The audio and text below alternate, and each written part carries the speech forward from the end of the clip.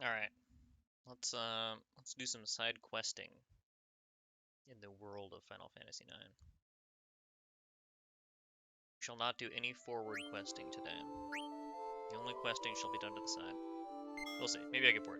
But my plan is to just go exploring now that we've got Yield Airship unlocked. I want to find the Moogle postal service. I'm curious if we can figure out what happened to Fratley.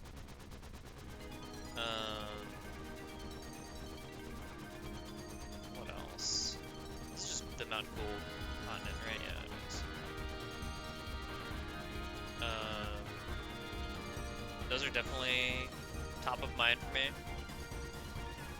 Can I land here?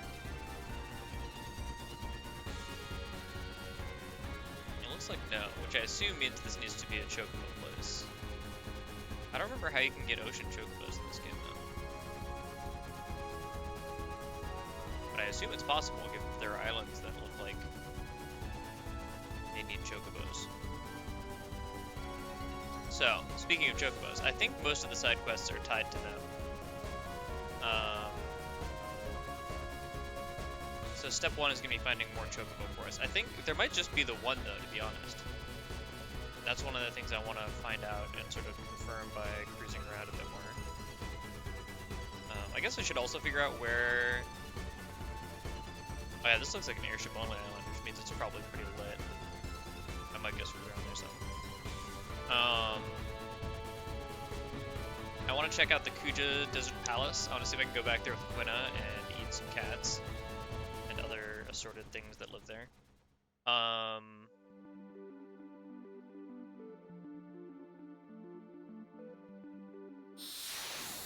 But yeah, I think there might just be the one Chocobo Forest by Lindblom. And then I don't know how you unlock better Chocobos from there, but I think I might just have to play a lot of Chocobo Hot and Cold to get started. I was just about to get shreked by this dragon.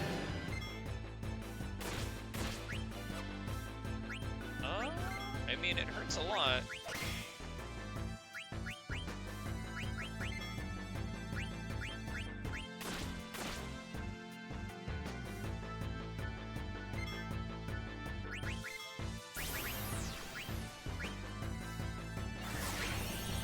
I don't know why I didn't just cure him.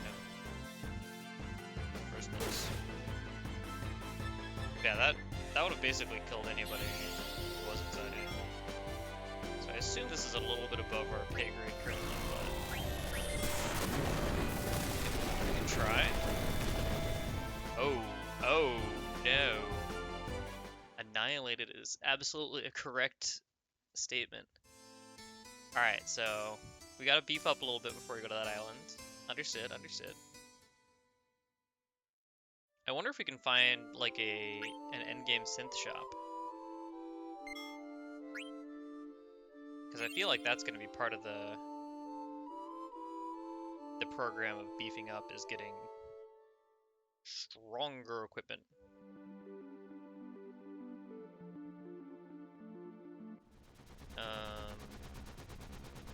Alright, so we learned some things there. I can check out the Desert Palace first. I'm mostly just curious to find out if I can even get back inside of it at all. This might be the wrong continent. Yeah, this is the continent with Olivert on it. I think the desert thingamajigger is on this fellow.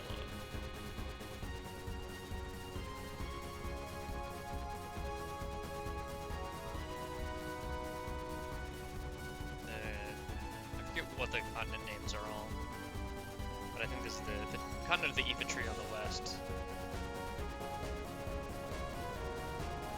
Oh yeah, I landed here briefly and like screwed around a little bit, but I couldn't quite figure out what its deal was. What even is your deal?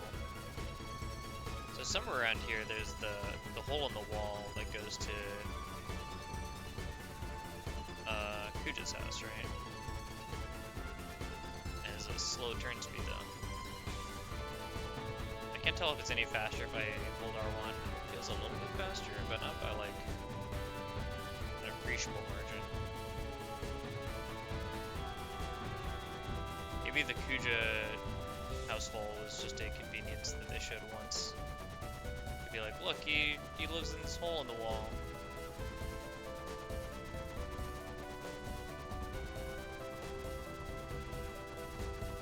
So then can I sneak back in by going down one of these antlion holes?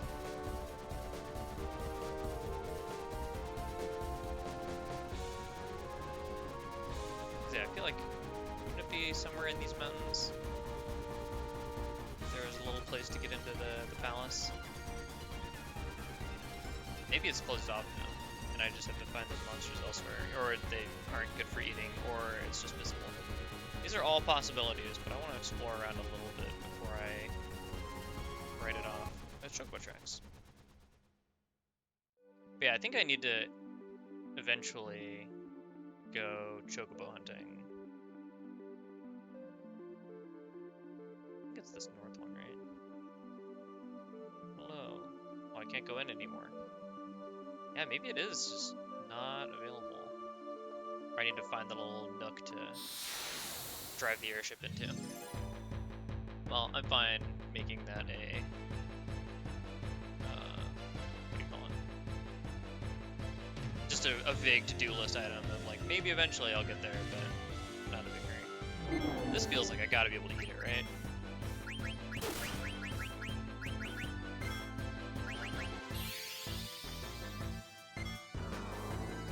I feel like even if I can't actually get anything from eating it,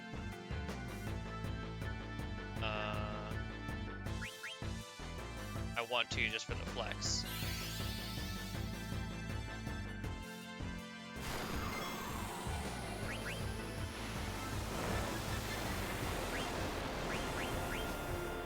Oh, that barely hurt at all. Oh, this might kill it. Oh, this is definitely gonna kill it. Oh, I screwed up. No, Siding, I'm sorry.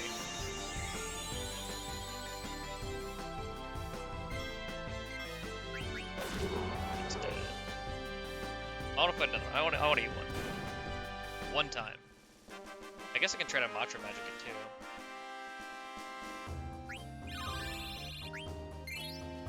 Oh yeah, I do have some random skills that I'm trying to learn too. So this is a fine way to do some skilling.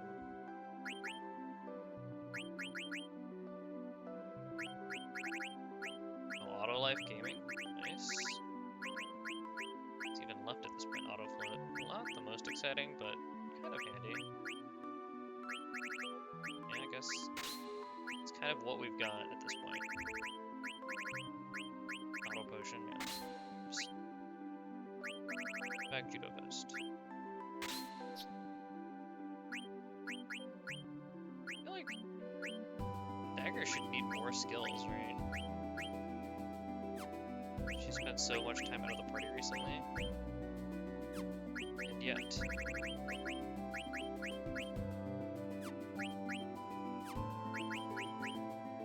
I actually Bahamut.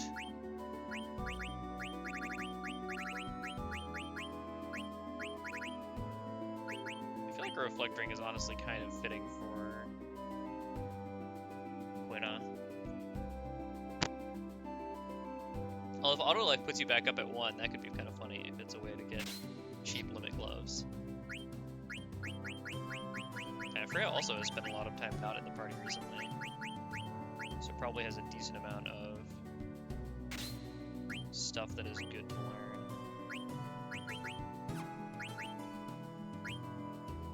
Oh, these are just two things that she's already learned elsewhere.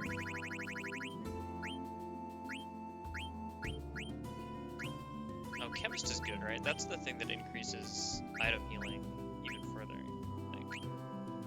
Which is quite handy. What does this do? Nice elemental attack. Nothing particularly relevant there.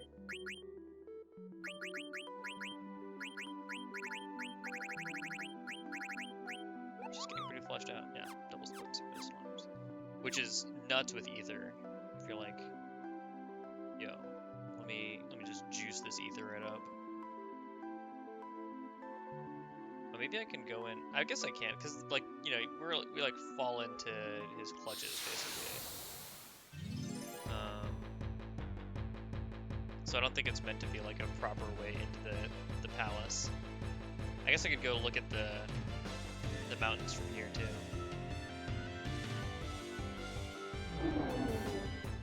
It was Dune-ass sandworm.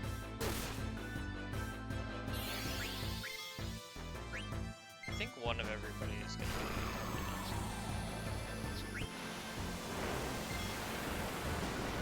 And then Freya again.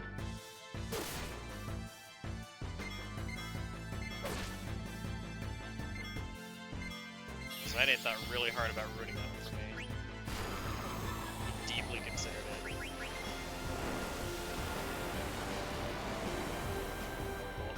Classic. Unneeded trans. Is Freya trans too? No, right? Is her trans bar being bumping if he was? Oh no, she is. Maybe just because it's not her turn. Yeah. There she goes.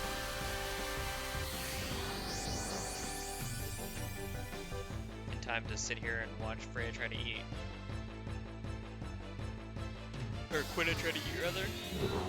Tastes bad, of course. I prepared this feast for you, Quina. I don't know why I wanted to call him Freya. I give you this fantastic feast to eat. And all you can say is taste bad? Come on.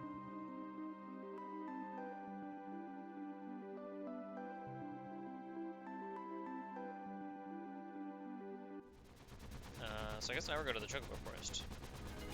There might be other stuff that we can do now, like in Trino or in Alexandria.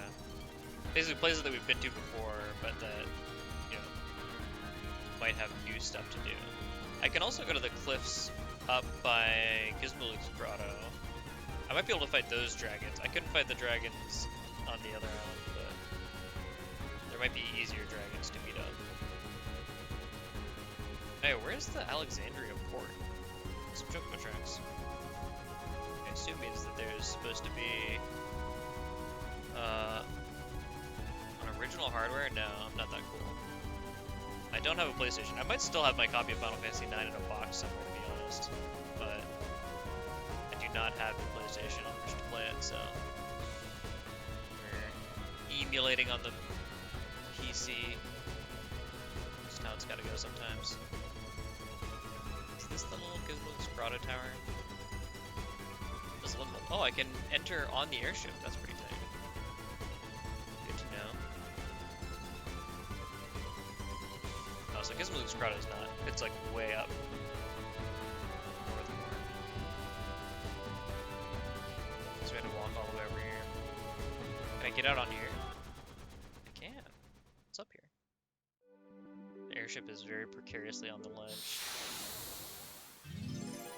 Yeah, this is just like a fun picture of Coop that I found once upon a time, and I've been too lazy to change it, but I haven't seen the new season of Twin Peaks, but I did enjoy the first two seasons particularly. I guess the first season, probably the most. The second season got kind of weird and slice of life-y, but in like still a very charming way. Just not quite as tight in terms of storytelling. I felt like they were sort of like, well, kind of at loose ends. I don't know, like if they didn't want to give too much away too fast or what the deal was, but like it got kind of diluted. But I'm definitely curious to check out the third season at some point in the future. I didn't want to get like HBO or whatever was on, so I just didn't watch it. This looks like it's just the same monsters as down on the floor.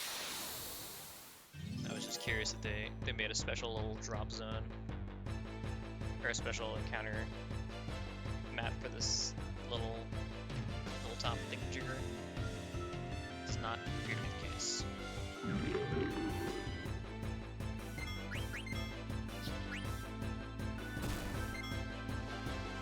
Ram me. Pretty sure I ate these things a million years ago. But you never know.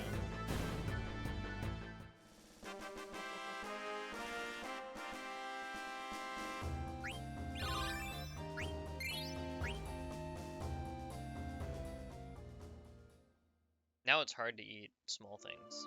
I wish that there was a floor on eating. Maybe there is.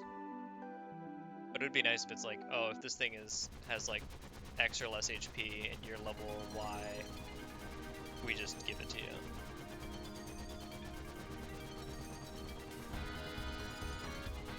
Because I feel like the only out I have now is, this is the place where Gizmo's Grotto lets out, right? Somewhere up here. The only out I have now is using Matra Magic, which is a little bit of a pain in the butt,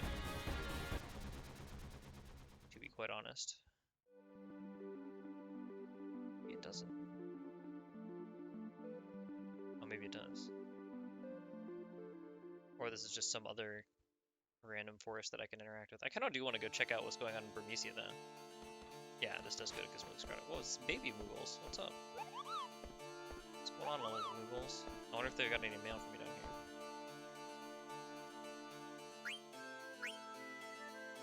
I wonder what happens if I give them the coconut. I feel like I never see these things. Mool, that's right, I do have a water. Sure. Extension. Oh, I guess this is just the guy who you give Koopa nuts. I like that they warn you. They're like, you're about to get shredded by dragons, just so you know.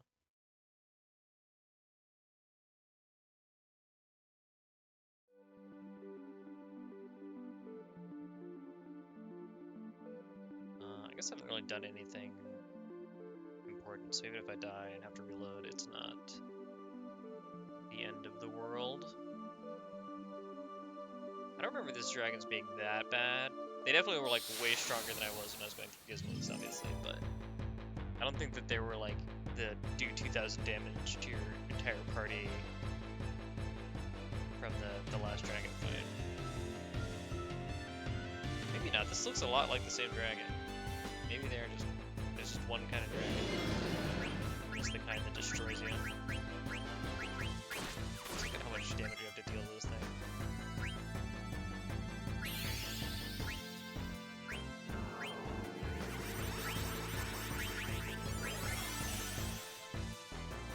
Branded dragon. 13,000 HP. That's a lot of HP. Against ice. Good.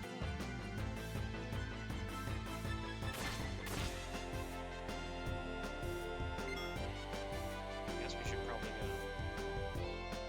This tent will be useful in reviving my team that has all died.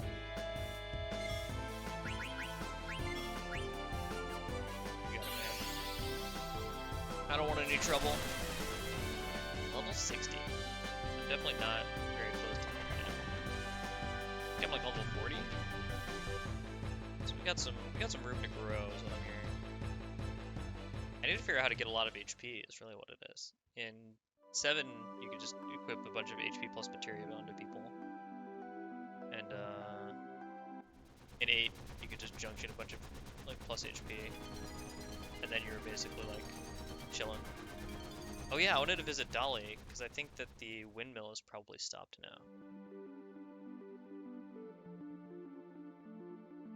And I remember that there was something that I couldn't get into when the windmill was running, and even when I was escaping, I thought I couldn't get to it. Oh,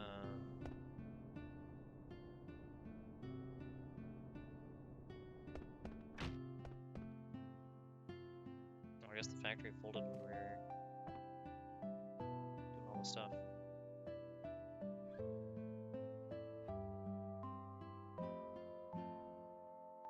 What? Sure. I want to play the looking after the store minigame.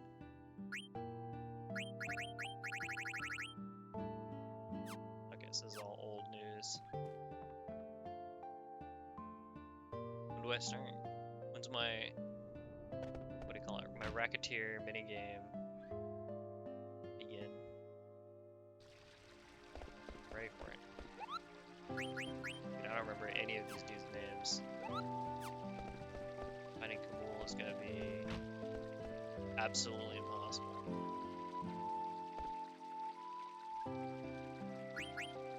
Oh, maybe it's a, maybe they're in, what do you call it?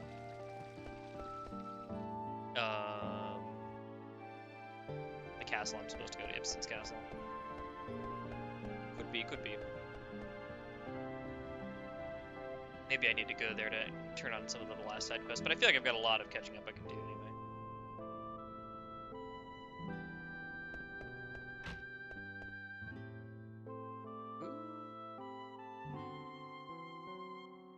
Turned off the factory, I wonder. I don't think Garnet had time.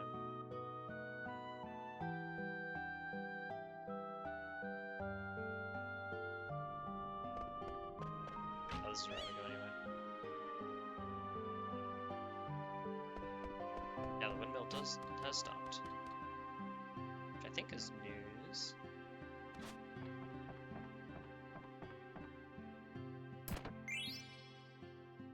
Contrition.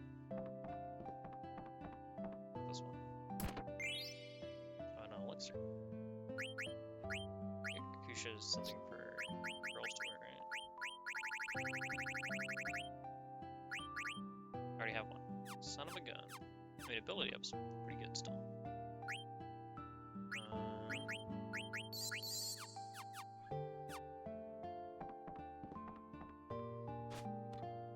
Oh, mystery solved. I'm assuming you can come back here much earlier, probably like by the time you get back to Alexandria or so.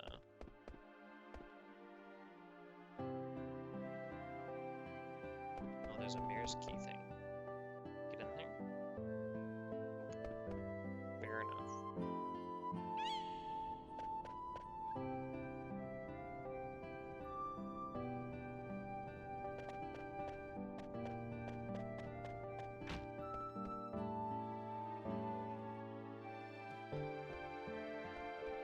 What is this?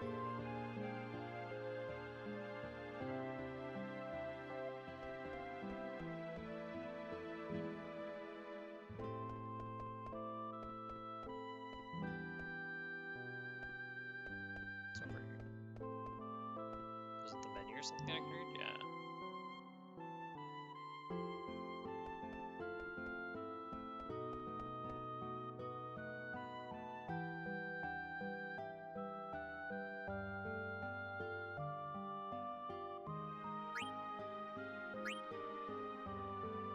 I'll buy some more things down, I guess. Since I have the big money.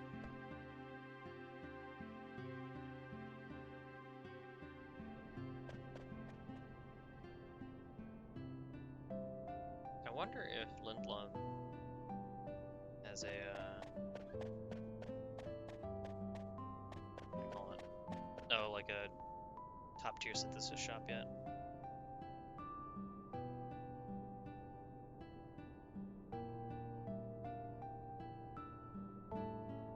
Or maybe Alexandria does.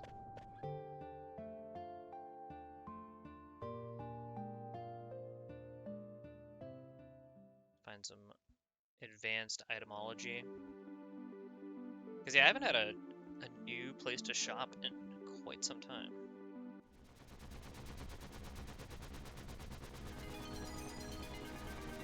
Oh yeah, I don't think I ever went to this little, like, observatory thingamajigger. Maybe I did. I don't remember if it was just that I got to run around it as Steiner. Oh hey, get a special battle.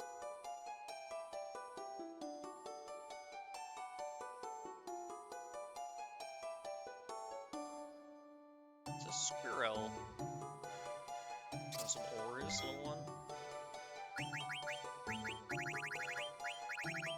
You got it. Ooh.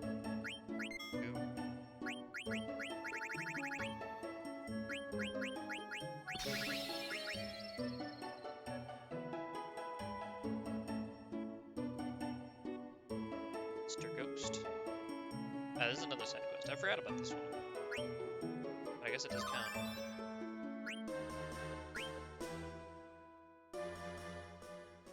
Does not have a lot of information to go off in terms of progressing it. They just mention like the next, or like another critter, and like we figure it out.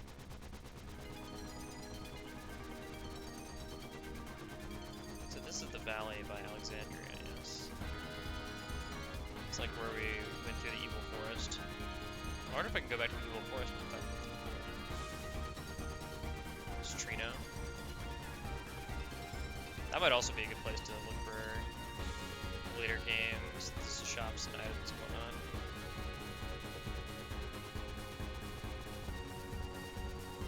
I need like a encounter none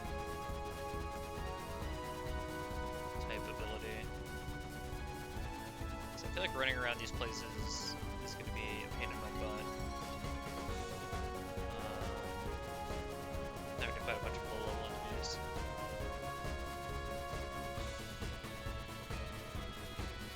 Land in Alexandria?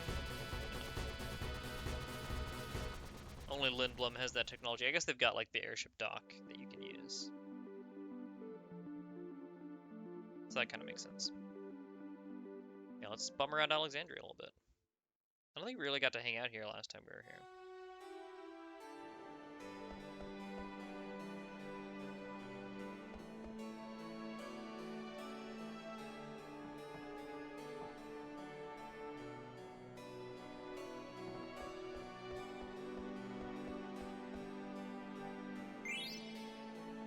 No, Sapphire. Or Divinity?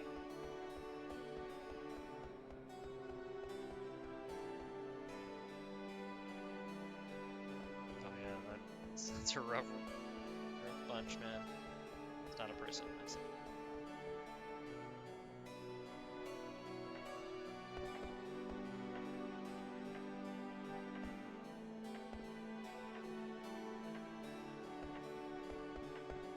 This is pretty bad timing. There's all sorts of pixels to hunt.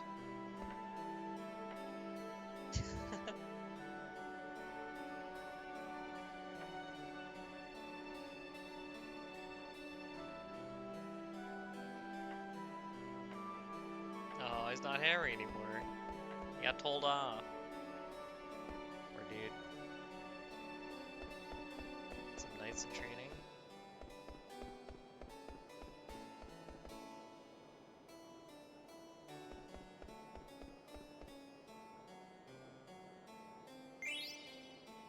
I guess the stores are not online yet. Understandable.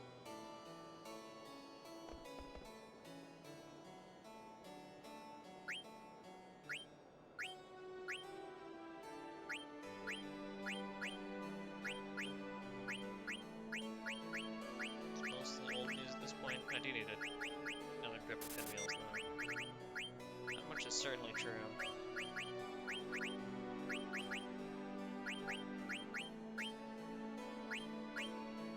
Yeah, these are like decently current, but not all the way.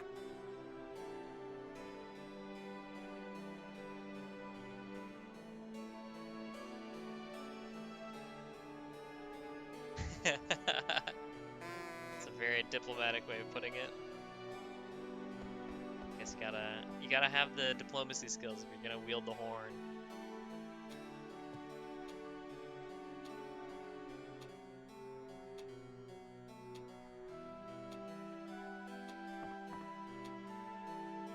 Some things never change.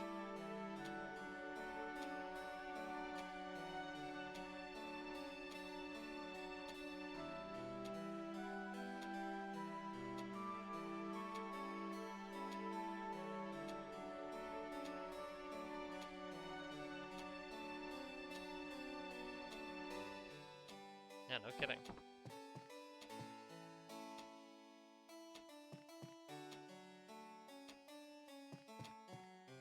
I never figured out what the deal is with red mages or where they come from or anything. They're just around. It's not like a red mage city. They just show up places and do stuff. Perpetual tourists. Wait, was there something I can get up here? Once again, getting confused by the "you're here" and time-honored tradition. Yeah, it was.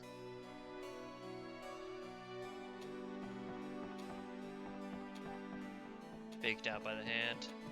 Aye.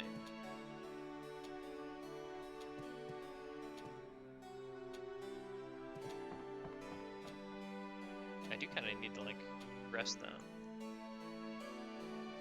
I'll have to go somewhere on my priority list.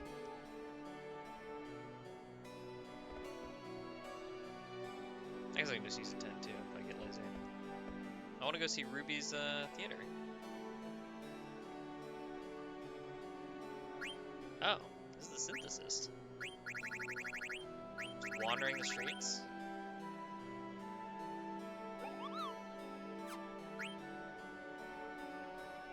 We have, I think, most of the stuff from the synth shop. I thought I had a Medane's ring.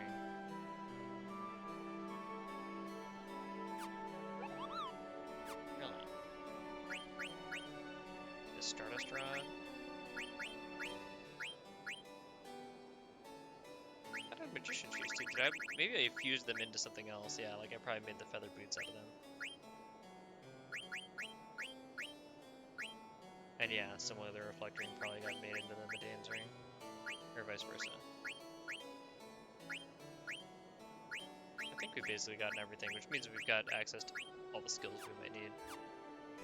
Which is the main thing I was concerned about.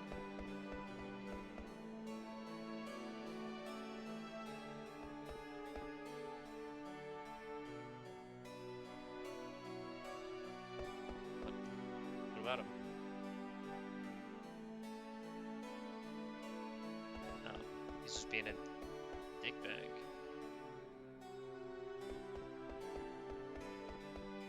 Put me in, coach. I volunteer Quina as your new talent.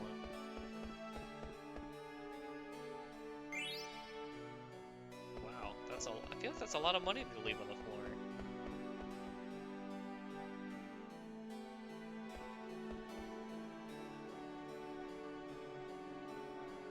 Alexander's built different.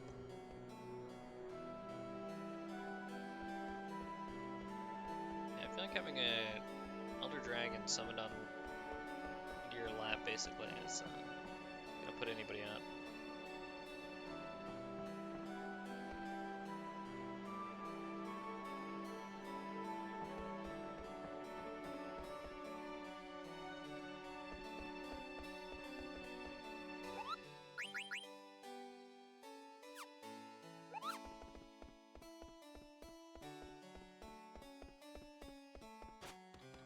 Guessing we can't get up here because it's all smashed down.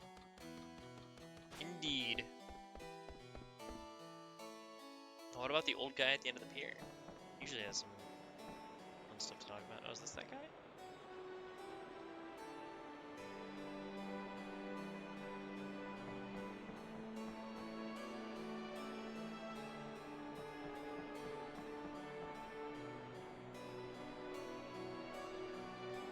Must have known as well. They knew the perfect time to strike when the boatman wasn't there. Who knows? Maybe he's a retired hero, living out his days peacefully.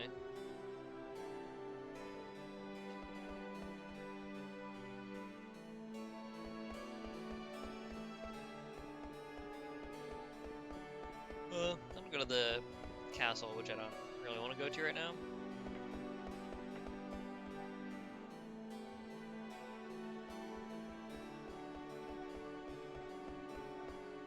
Alright, Alexander is a bit of a bust. That's how it is.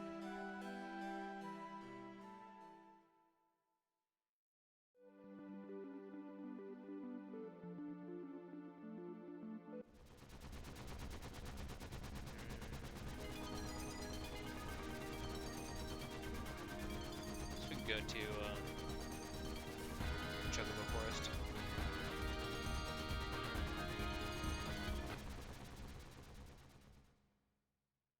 Alright, save first.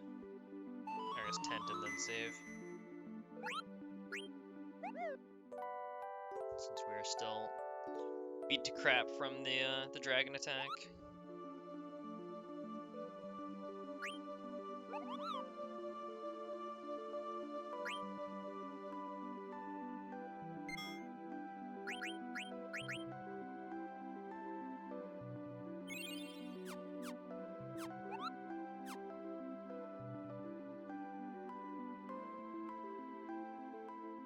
Alright. The game is on. You just have to build up like 1 billion points or whatever.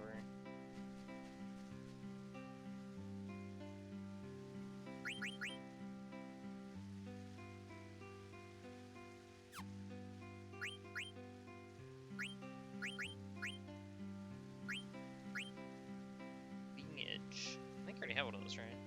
Protect ring sounds dang though, so it's verbal lords.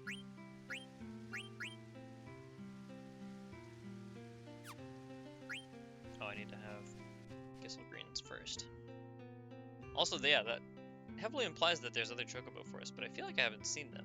Maybe I just need to be keeping a better eye out when I'm airshipping around.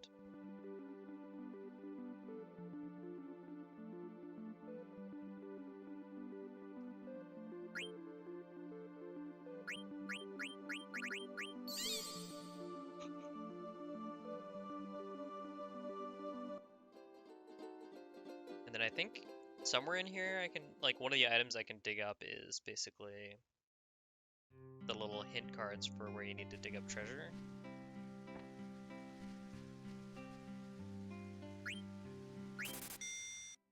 $60 gil? You got it. I can be here a while.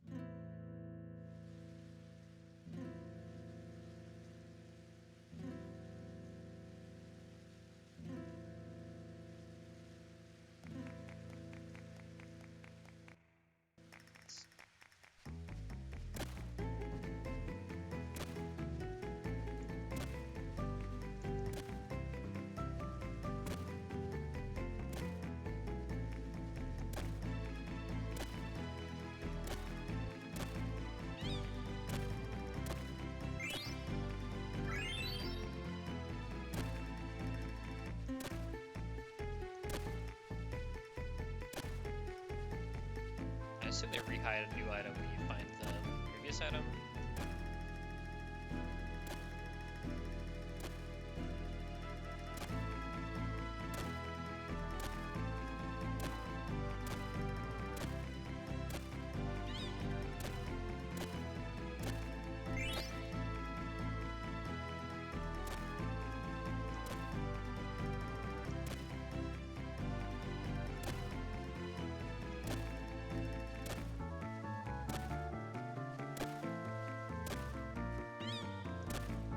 They give you the mercy? No, they don't, dang. Geek level +1. Let's go! The grind.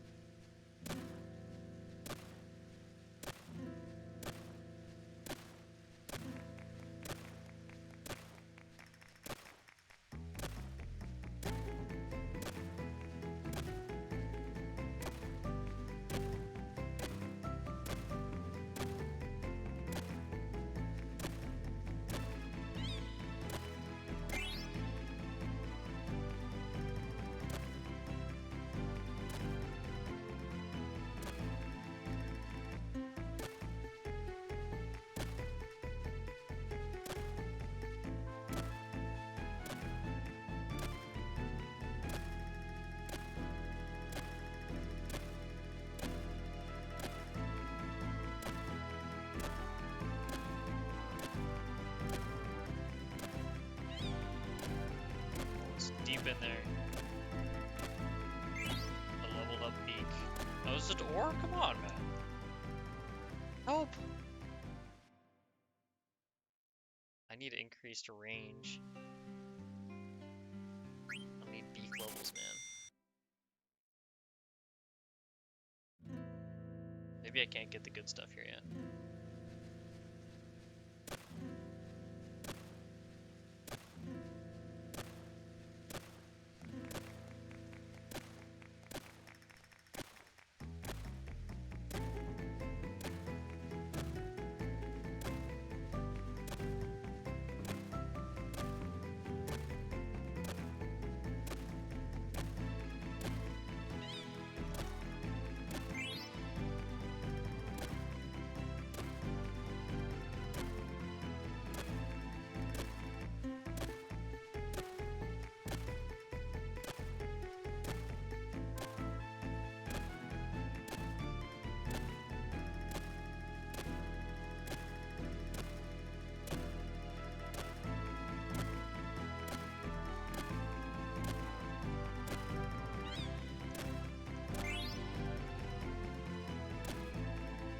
So ore is always 2 points, I guess. Maybe?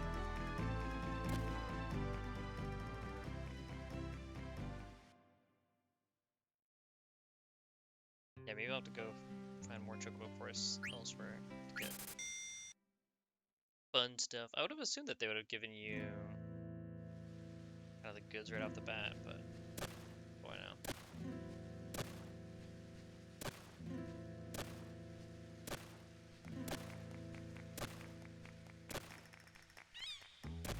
Oh, it's deep in there.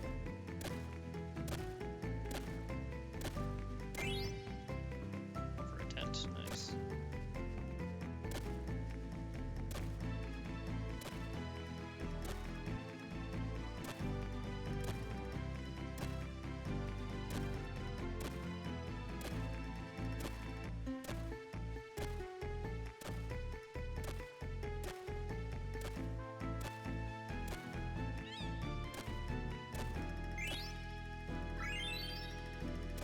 Nice. Another beak.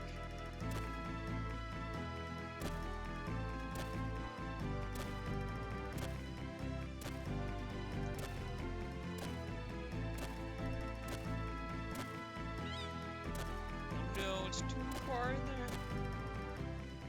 I wanted to know what was down there. To get beak level +1 though. We're improving. I gotta figure out better like what the relative range of the choco beak is, or the choco radar. Because I feel like the real play is you basically want to divide the map up into so many circles of like, you know, your detection radius. And then, you know, only check when you've crossed that threshold.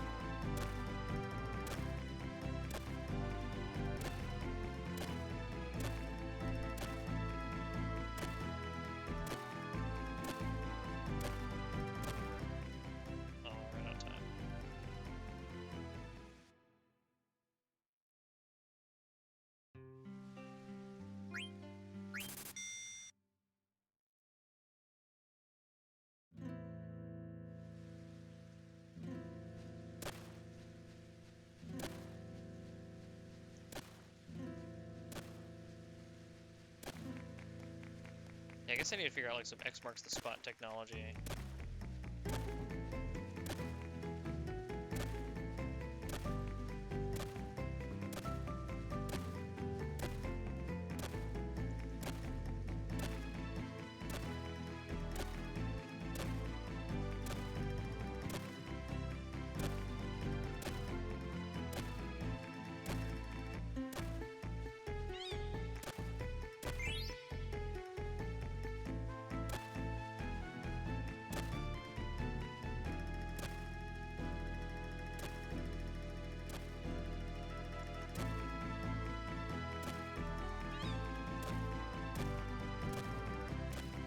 Lend me your strength, leveled up beak. Oh, high potion, nice.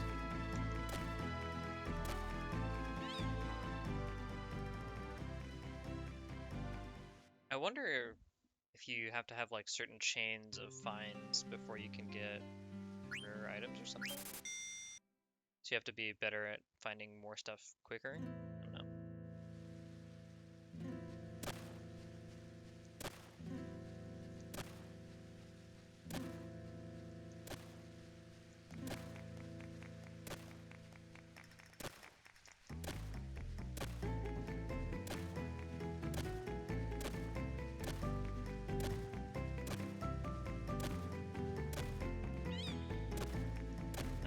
Like sometimes I just find stuff really deep right off the bat, so stone with patterns. Oh, that seems like we're gaming. I would like to find a stone with patterns. Oh, and you get a bonus for like rapid fire finds. Interesting.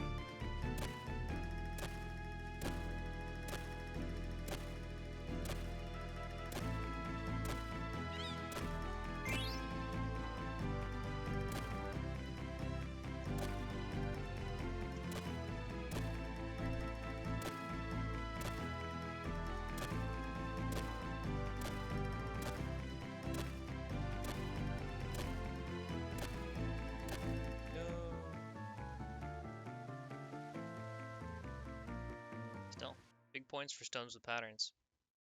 Give it up for stones with patterns.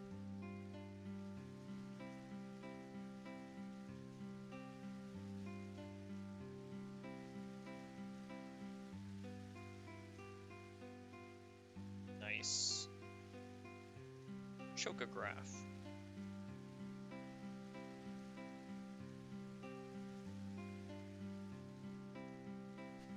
I didn't know you could even cap your card inventory out. Stream side.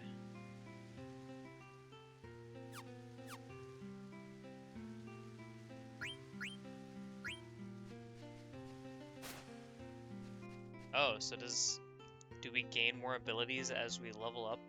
Or like either through the hunting treasure or doing the little hot and cold?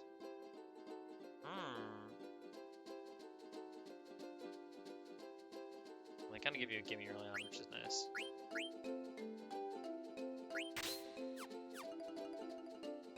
Oh, and they let you do the picture-in-picture. This is like incredible quality of life for a game this old, I feel like. They could have very easily just hidden this in a menu and made you look back and forth like between the menu and just been like, deal with it. What are you gonna do about it? I think this is backed by Lindblom, but I can just never remember where Lindblom is relative to the Chocobo Forest. It's really what this all comes down to. I don't remember if they ever tell you. Oh yeah, it's like right here.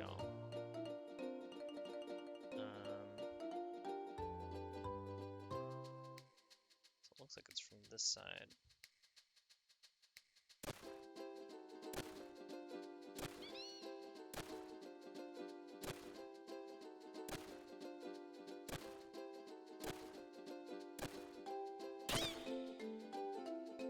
Treasure? That's so cute. Dang, they don't mess around. Alright. Let's go get more stone with pattern. I've had a taste.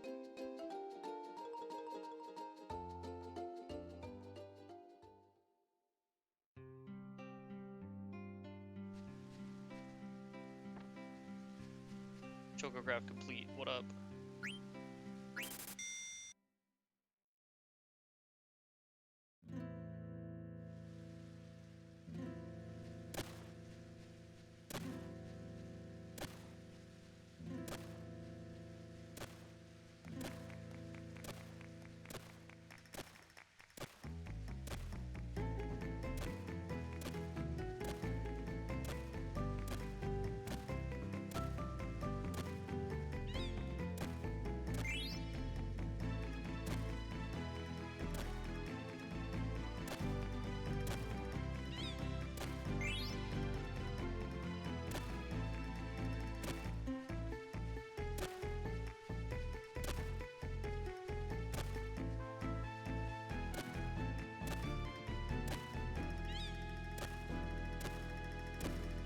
Deep.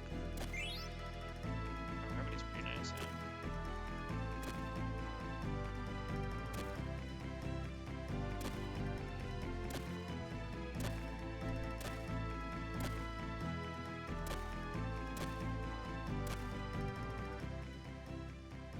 Couldn't quite get there.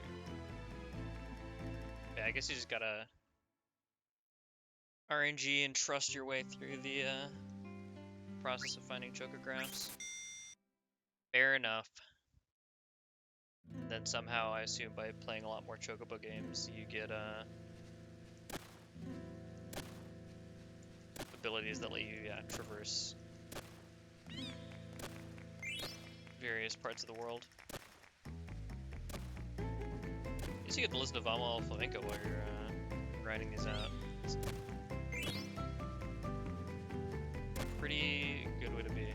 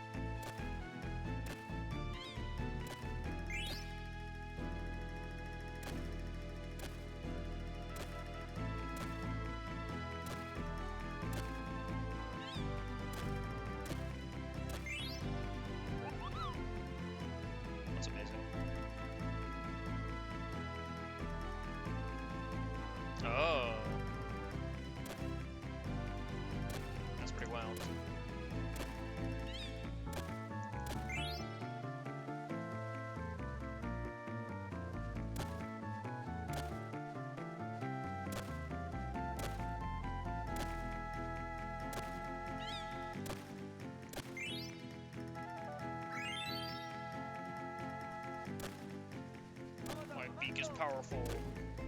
And I assume that in later forests or something, they start burying the chocographs way deep. So you kind of want to have a good beak on you. Yeah, you can definitely high roll. If you get like a bunch of cheap, easy finds, and then bag some big item when you're in double point land.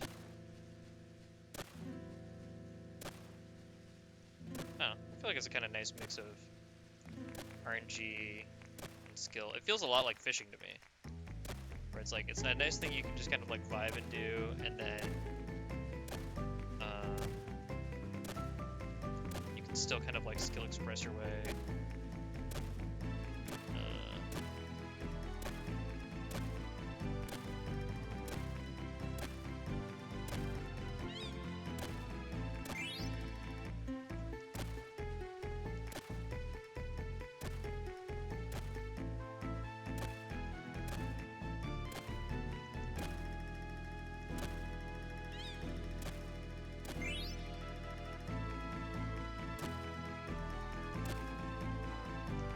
Yeah, the range is actually pretty large.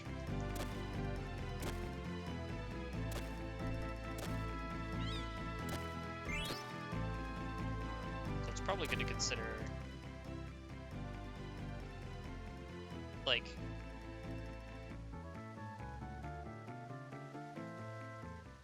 where the center of the circle is likely to be. I guess you can also probably try to figure out like how big the circle is, because then if you know that and you can figure out what edge of the circle you're on, you can what do you call it? You can probably start finding things really quickly, which I'm assuming is like how you start building up the really big combos.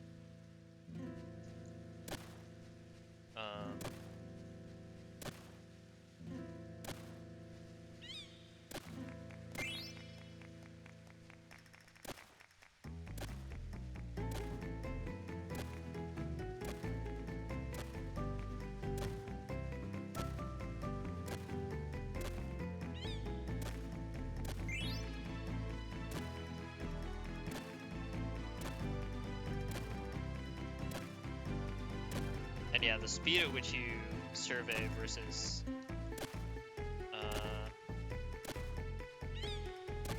do you call it?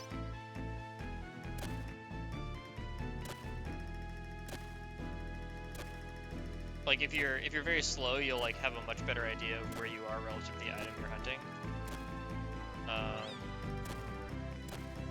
But obviously, oh hey, chocograph. Whoops, yeah, whoops.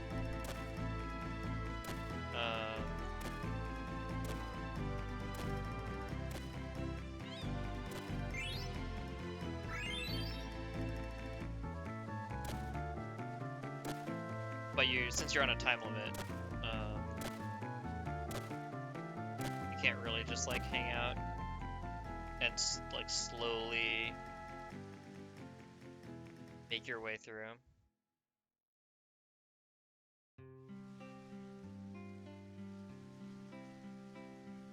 Oh, it's a fragment of a chocobo.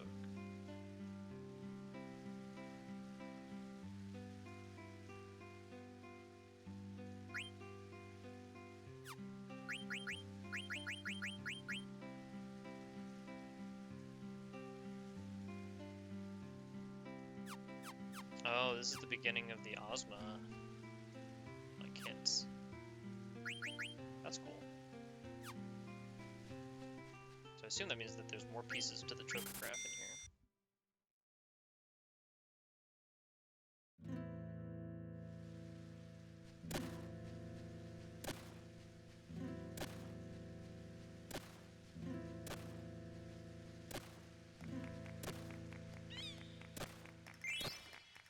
Oh, just straight up 50 gil.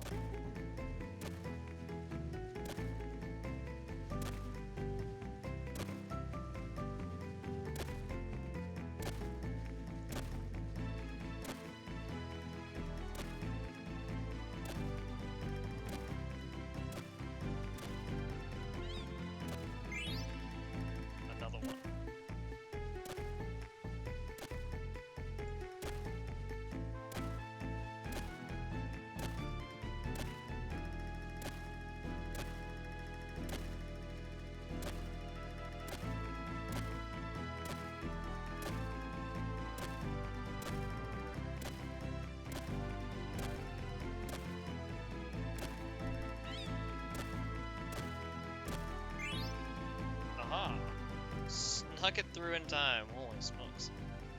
But we made our money back and then some. And then, yeah, maybe in the later Chocobo Forest you can get better baseline items so you get paid out better. I don't know.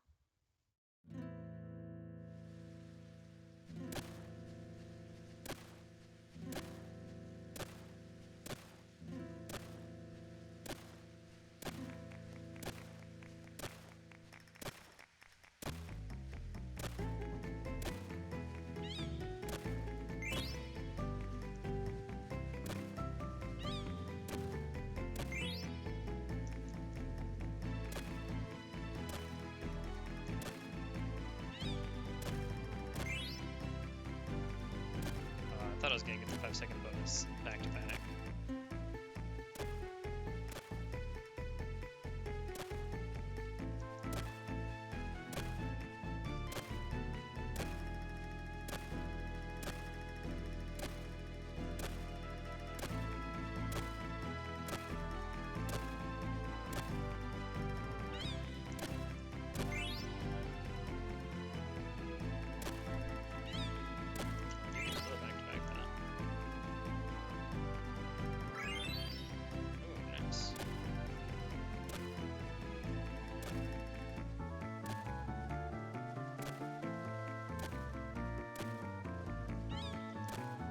What's in there deep? A full chocograph. Sick. I wonder if the pieces go to like a super chocograph that you have to do across multiple forests or something. That could be interesting. Oh yeah, and I found the chocograph during bonus time, right? Big Points Gaming. This is a pretty tight minigame, to be honest.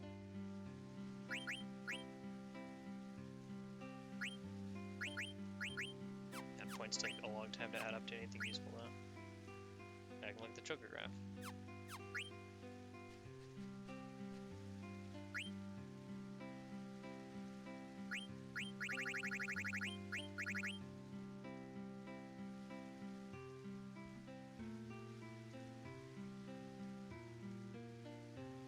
Oh, I need an ability. So I don't just get the abilities for free by doing stuff. I wonder how I get them. I wonder if I need to get a chocobo from a specific forest?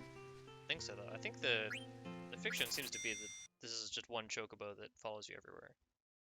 Isn't like Final Fantasy VII where you have like a bajillion chocobos that you're, you know, marrying off to each other and breeding? It's like this is just the chocobo.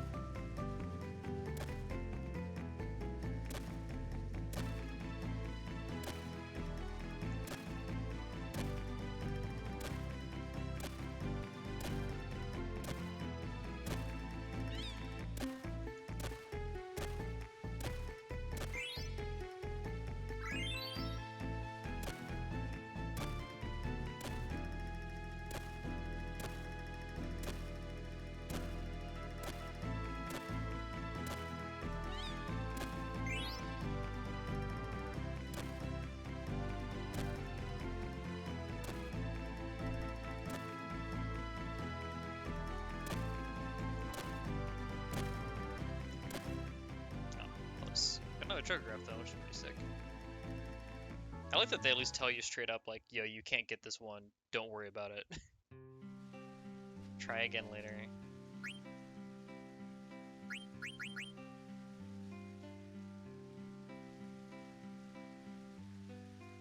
City with high winds?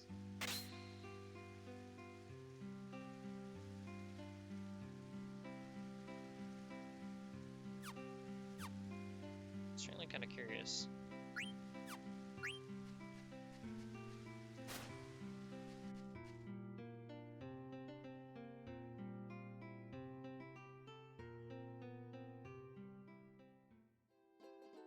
Can I summon?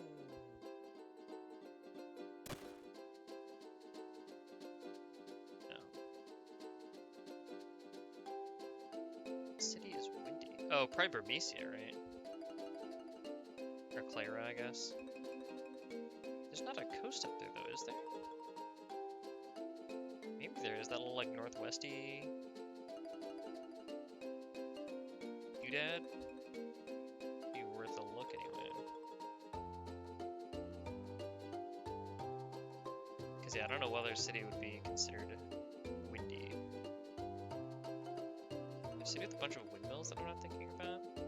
It's like Dali, but that's not a city. I mean, I don't think of... Even Clara is not, like, a real city, but it's extremely windy, so I feel like its windiness wins out over its, what do you call it? Its questionable inclusion as a city.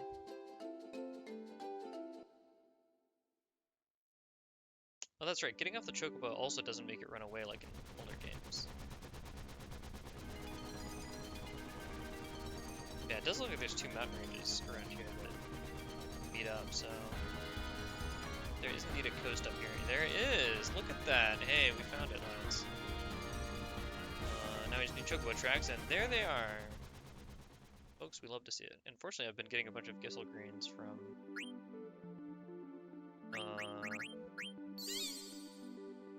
playing chocobo hot and cold. It's a problem that solves itself. I assume I'm supposed to do...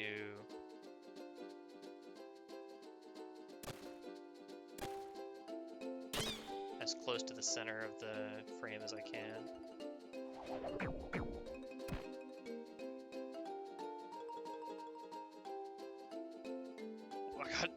I got roofied by a treasure chest?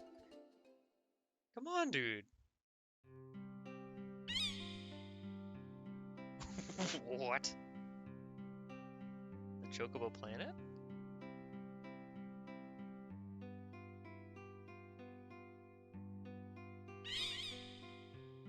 Chocobo's dream world. Oh, is this how I unlock new powers?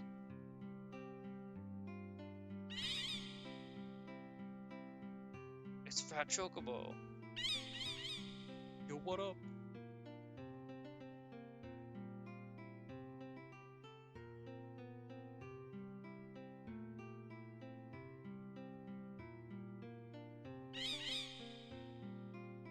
We await your return, warrior.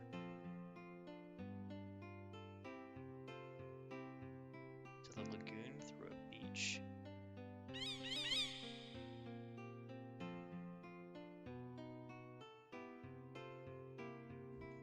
Oh, so maybe you can only get to further chocobo forests if you have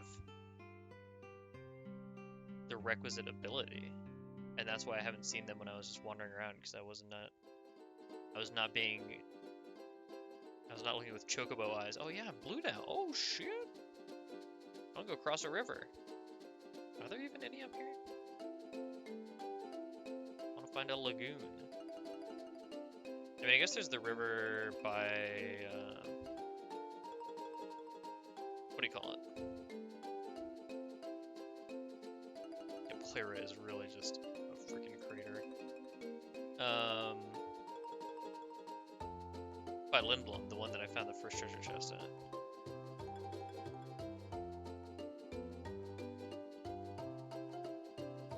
Yeah, so I guess eventually you get all the rest of the terrain. So you get ocean, mountain. What's the other one?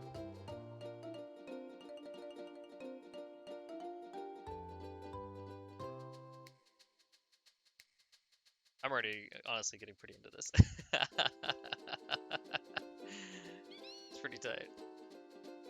I wanna go ham. I wanna find all the treasure. I mean, I like this also because it's a very simple premise. It's like, hey, you kind of know already what you need to do, and it's find a bunch of chocobo forests and farm them for, you know, what do you call it? I want to see how things are going in Promecia. Oh, farm them for chocographs, and then use those to find more stuff.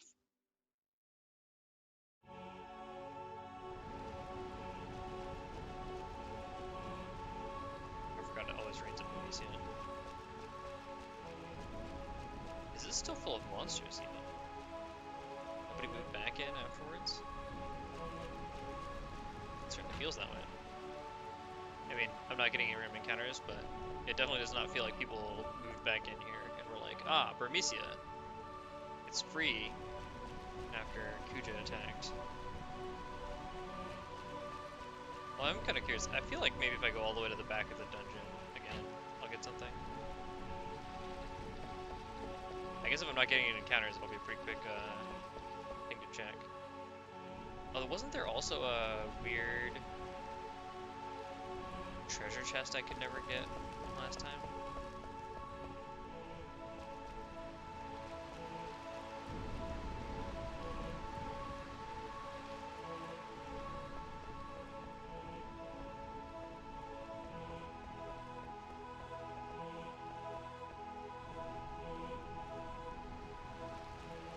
Yeah, I played Final Fantasy IX before, but it was a long time ago. It was like when I was a kid, so close. I guess close to when it came out contextually, since you don't really know how old I am. But yeah, so I have vague recollections at this point, especially in the game. This is about as far as I got when I was a kid. I think I went into Ibsen's castle, but I don't know if I beat it when I was a kid. Which is, I guess, also for context where I'm at now. I'm at the go to Ibsen's castle. Here's the airship, and I was like, airship, you say? Time to go do all the side quests. So that's where I'm at. But I'm enjoying it a lot. I was looking forward to it, honestly. I've been playing through the whole franchise, and especially after 8 and seeing how much it felt like they'd advanced the storytelling and characters compared to 7. I was very excited to see where it went in the next sort of iteration. I feel like it delivered big time. I mean, I knew some of that again because I'd played it before, so I knew what to expect from just that previous playthrough.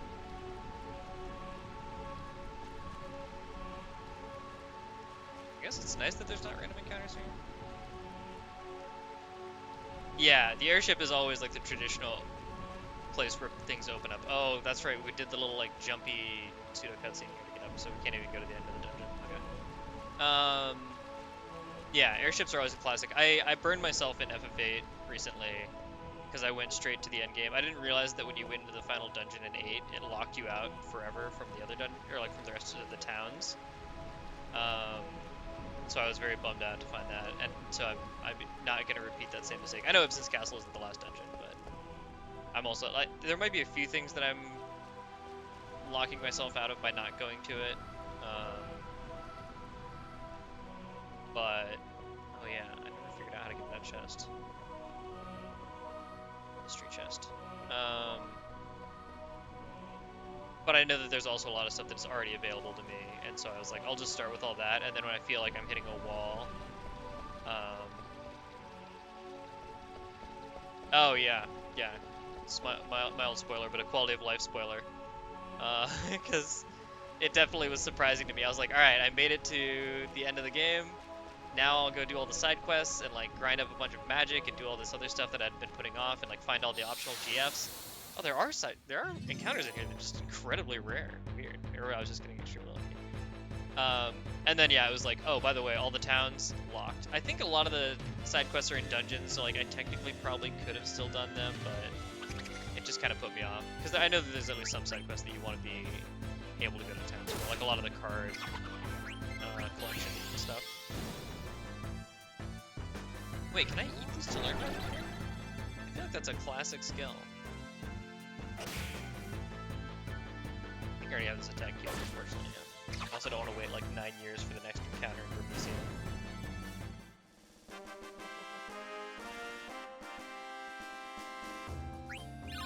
Oh yeah, FF4 was great. I actually think it was one of my favorites of the NES SNES series. 4 and 5 I thought were both just absolutely top-notch. In kind of different ways. 4 definitely reminds me a lot more of 9, in that it's like very character-driven. You've got, I guess, no, 5 is the other one where you have a 4-player party. What are you doing 4?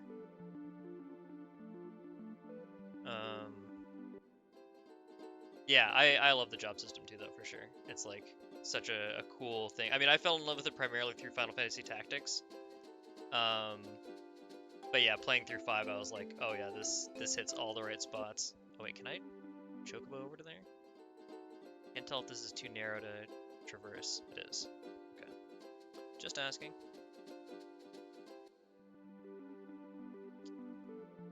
But yeah, I had a lot of fun figuring out the jobs and trying to get them all right to beat Shinryu and Omega in 5.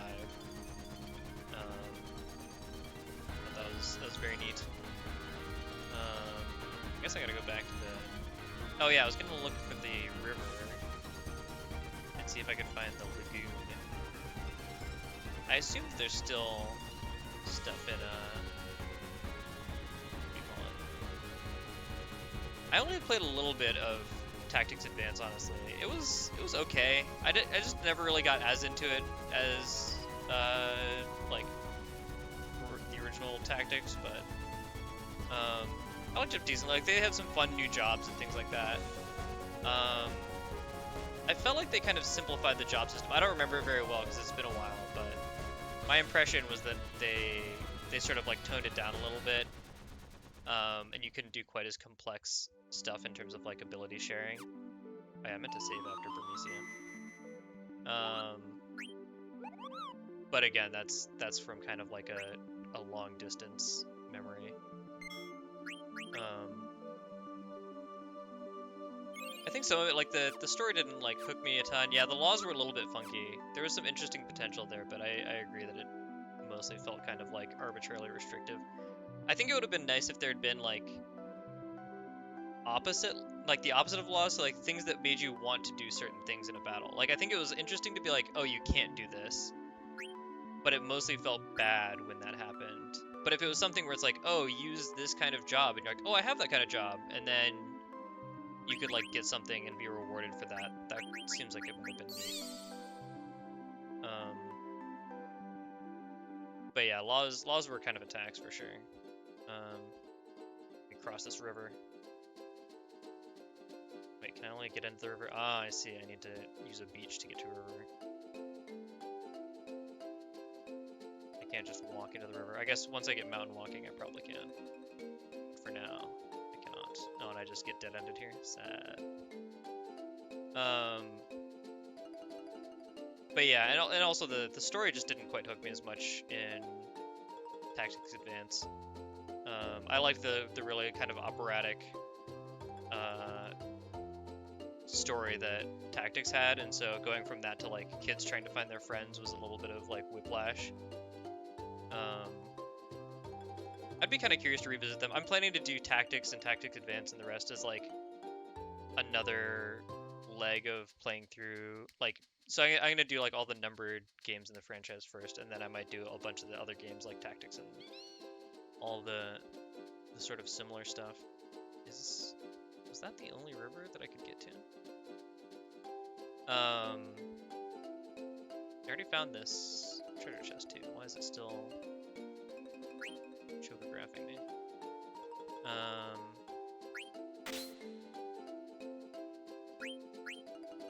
I have Reef as the ability. Can I get to this with Reef? Oh, I can! I see. Reef also implies something different than... Yeah, that's definitely different than what I was expecting. I see. Interesting. I think they just said that you could walk on rivers, but this is definitely a lot more permissive than that, which I'm all about. Now I'm basically a boat. Well, actually, maybe the Narcissus could cross deep water, and that was part of what made it different from just having a blue chocobo. But that also means that probably crossing the ocean, like the deep ocean, is a separate chocobo upgrade. I wonder if I needed to take off from the beach I was at up by Burmecia. Because the way that the deep water is patterned, I might not be able to get to the right island. I guess I can open that chocograph now.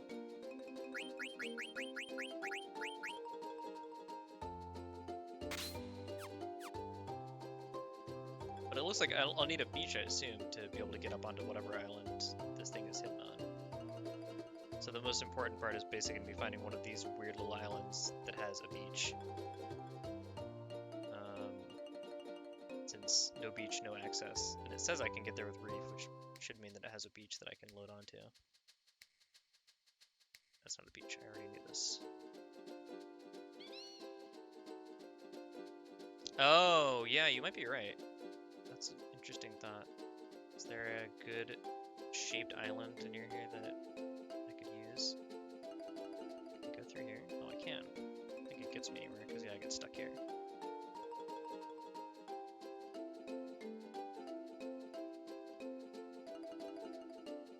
Yeah, I usually assume it's the center of the frame, which would put it on the land, but it might be, yeah. I don't know, they're not always like dead center. It's just sort of giving you the right idea in terms of where to go.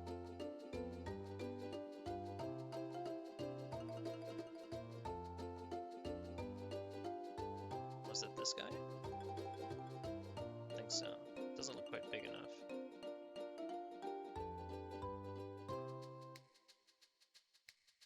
Oh, maybe from a different angle though. I don't think I can get around it though. There could be no other angles. Oh, here we go. Maybe like this. Oh yeah.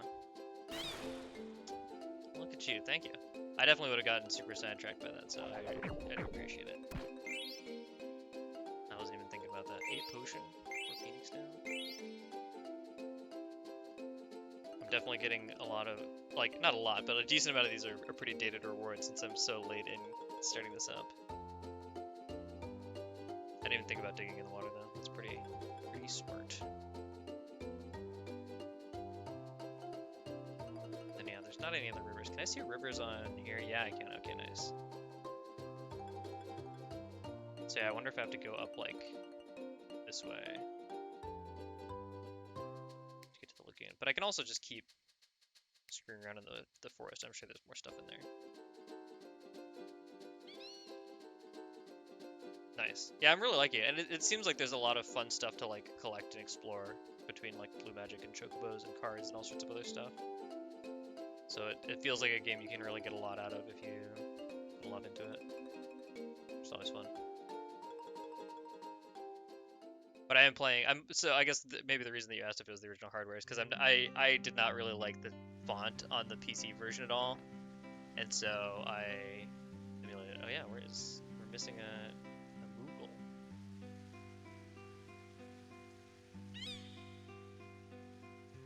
Transforming chocobo.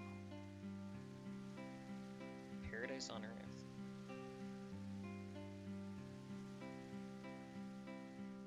Mango pressure. Salvage Archipelago.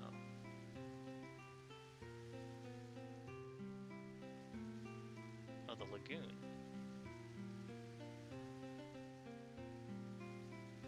Ah, okay.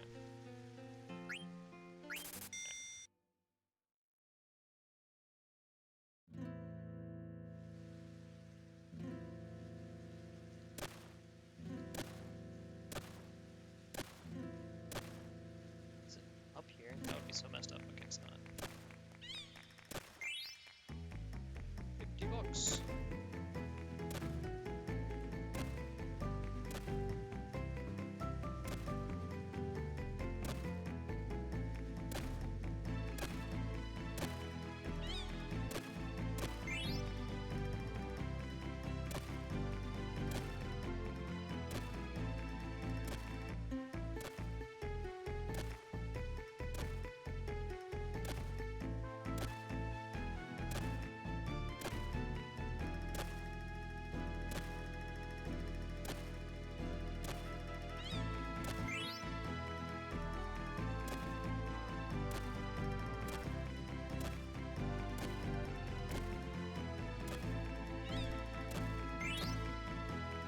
Time extension. Let's go.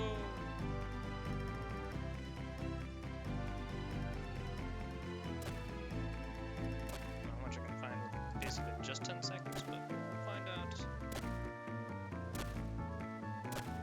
Nothing. Stone cold whiff. Well, it happens that way sometimes.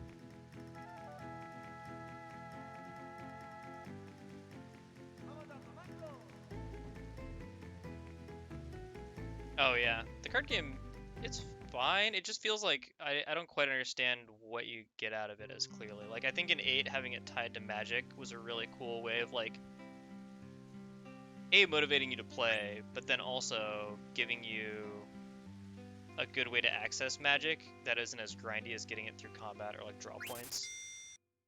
So it felt like it served actually like a pretty important function in the game. And in 9 it's like alright, but it just feels like I'm less inclined to play it since it's just for fun, which I mean, like, I don't know, it's a side quest or like a mini game sort of thing, so I don't think it needs to like tie in super strongly, but I have a little bit of that gamer brain of like, oh, if you're not gonna give me something for it, I'm like, whatever.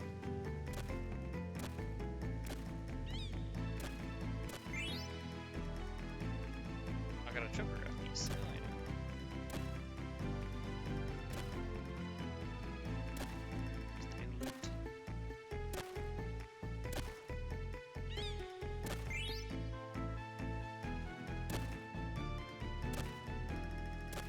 Yeah, I like some of the randomization in this game's card game is actually pretty cool. Where it's like both the quality of cards can be slightly randomized, and then in battles you can have like random outcomes to a certain extent.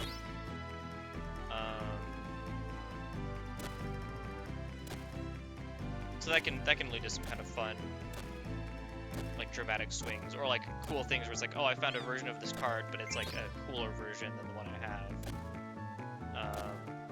So you don't just have like, I found, you know, the good cards, and then I just don't bother finding cards anymore because I already have the best stuff.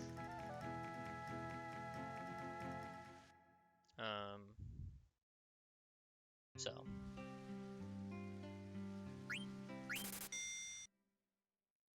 But it's also a little bit where they like really go out of their way to obscure a lot of stuff where they're like, oh, we're not going to sort of like show you directly how strong this card is, which I assume is like partially like to aid with the randomness that they've got going on. So it's like less confusing if you're like, oh, my card is a bigger number, like why did it lose this fight and win this other fight? I don't know. Maybe there's more science to the card game than I give it credit for, and I just haven't looked it up. I'm trying to play all these games basically as blind as I can. In some cases, it can get kind of frustrating, and I'll buckle, but for the most part, I'm trying to just play fairly intuitively. Partially so that I'm not like super stressed out about, you know, doing like a bunch of completionist stuff.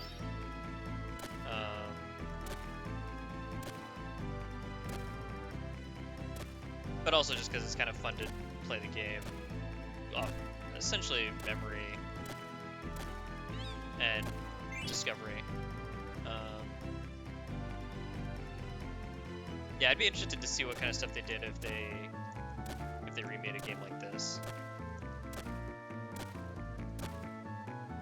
I haven't played the 7 remake yet. I really do want to, but now that I started doing this, I also am kind of like, I kind of want to just save it for when I'm doing all the other side games. I really want to play Stranger of Paradise too, speaking of action Final Fantasy games. So those are two that I'm definitely looking forward to once I get through the gauntlet. Yeah, it seemed pretty short. I'm curious how much like replayability the different characters like lend to it. Is it like, you know, is replaying it on a new character like enough of a different experience? Oh, there are more chocographs here. I'd love to see it. Or is it like once you've kind of played it, there's no real point to replaying it, except unless you want to do like higher difficulty stuff. I heard some of the higher difficulty stuff was kind of cool though. But yeah, I think they did some interesting stuff with like being able to flesh the characters out a little bit more. Because that was one of the things I noticed when I was playing through 7, honestly, was like, yeah, you kind of want it done. I assume they set it up to be that way kind of on purpose. Like, they didn't want you to make it feel like you were obligated to play all the characters if you didn't like them. So it's like if you know, you're like, oh, I don't like Tifa's playstyle, they weren't going to be like, you don't get to see the full game. Man, I just fumbled whatever this last thing was. So yeah, it makes sense that they'd make them standalone. I'm just thinking more from the perspective, like, if you really wanted to stretch the game out, um, you know, could you get more from it? And I know they've got like some higher difficulty stuff that you can use for sort of similar situation. Um, but I mean, sometimes it's nice for a game to just be short. There's so many good games that are coming out all the time that anything you can do to free up some space and move on to something new can be valuable sometimes. I say as I play like a 20-year-old game or whatever. More than 20, right? This is like 97? 25 years old? This little section is destroying me. Oh, yeah. Oh, 2010. Not quite 25 years old. Maybe they'll do something cool for the 25th anniversary then.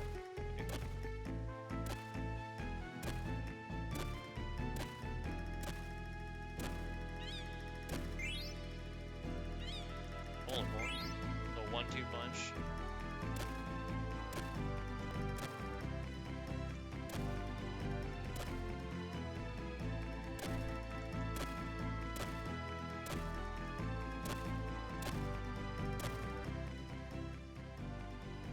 Yeah, 7 was pretty good. I mean, it was definitely like I played it at a very formative time, like a lot of folks did.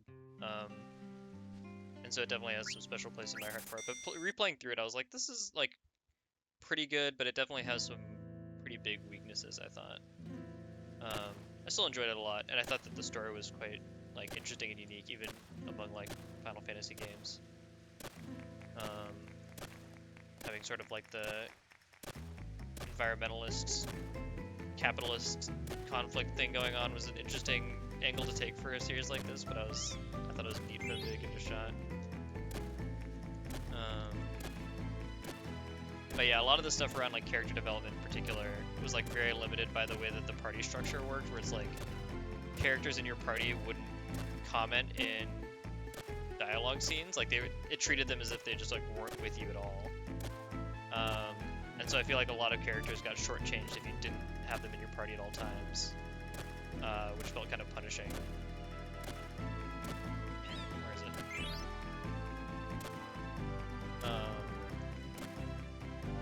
And I also thought that the materia system was a little bit lackluster. It just made the characters feel very kind of interchangeable. Which is, like, that can be a good thing. Like, if you want people to be able to play with the characters they like, if they're just like, I like Barrett, and I just want to be able to play with Barrett in my party no matter what, it's very good. Because you don't feel like, oh, I like Barrett, but I already have, like, a ranged DPS character in my party, so I'm, like, hindering myself if I play with another one.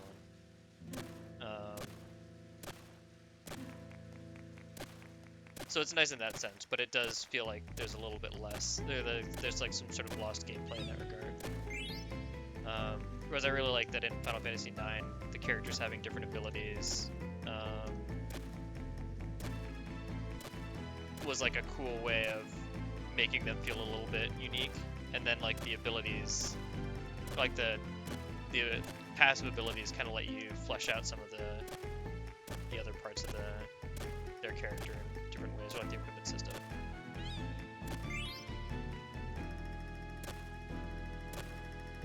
But yeah, I also just felt like there just weren't as many interesting combinations of materia in 7 compared to like the job system.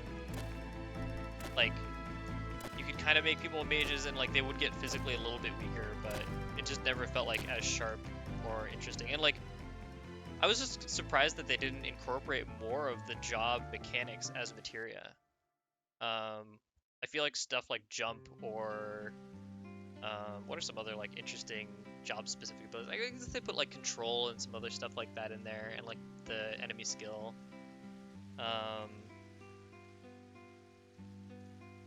But I don't know, like it just didn't feel quite as interesting somehow. But it was an interesting thing for them to mess around with, and I liked some of the things that it let them do, like being able to do like, oh, if you have a fire materia, you can use like an elemental defense to like make yourself gain fire resistance. Like that felt pretty clever, and like you could do some neat stuff with it, but it was like so it like took so much materia just to make that happen. It's like, oh, you need these 2 specific different materia just to get like what feels like a very basic effect. So it was like a nominally interesting idea, but it just didn't feel like it played out quite as flexibly as maybe they'd wanted to.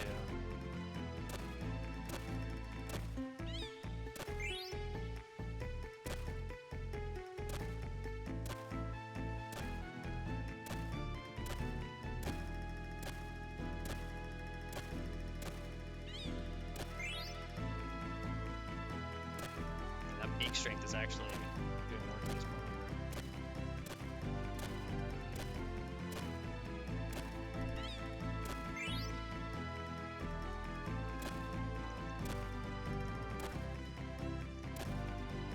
I wonder if you get another extension at like 8 or 9 fines. It's gonna be a while before I have to face that problem, but.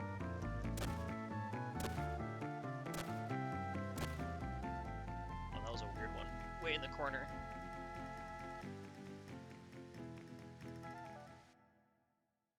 Oh yeah, can I look at the other chocograph pieces? Yeah, the gold saucer is pretty fun. I liked the battle arena too. I'm actually surprised that that wasn't something that became more of a staple in the series, to be honest. Like, I feel like Tails, for example, does a really good job of always having like a cool arena feature in all the games, and I felt like Battle Square was so cool in 7, and then they're just like, we'll just never do that again. I was like, what happened? Where'd it go? I thought I'd found a different chocograph piece.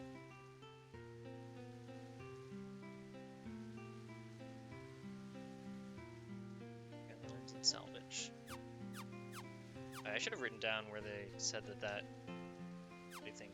Or the found an actual chocograph? Alright. I guess they called it a lagoon, so that makes sense that it would have been buried in. I found 2 just full ass extra chocographs. Okay.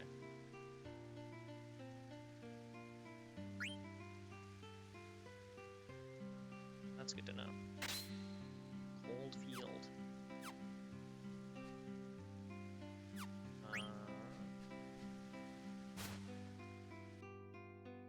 I assume I have to get on the airship for both of these. Got some airship needing energy.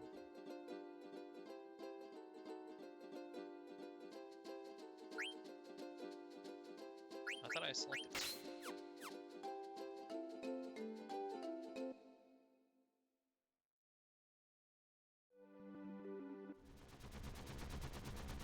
Yeah, snowboarding is pretty cool too. I could never really get the hang of it, to be honest, though. I was pretty tragically bad at it the entire time that I tried. But I did enjoy going on crazy runs in the Battle Square for sure. Now, where's this dying horse? I guess I should look at the one that I've got highlighted. First things first here.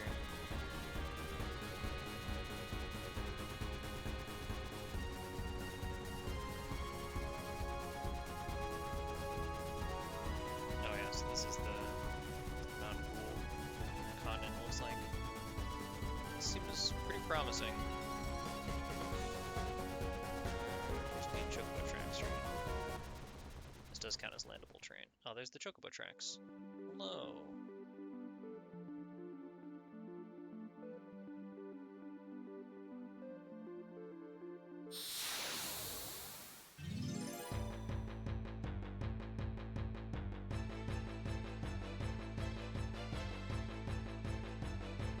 Get there in time.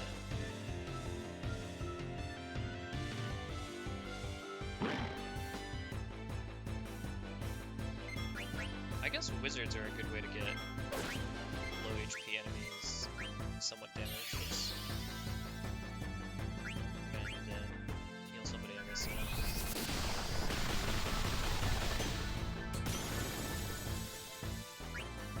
Oh, it looks so cool, and then it just did actual no damage. These are kind of tough. Okay, not that tough. But I do kind of want to see what I think I actually did. Wow, how dare you ram me?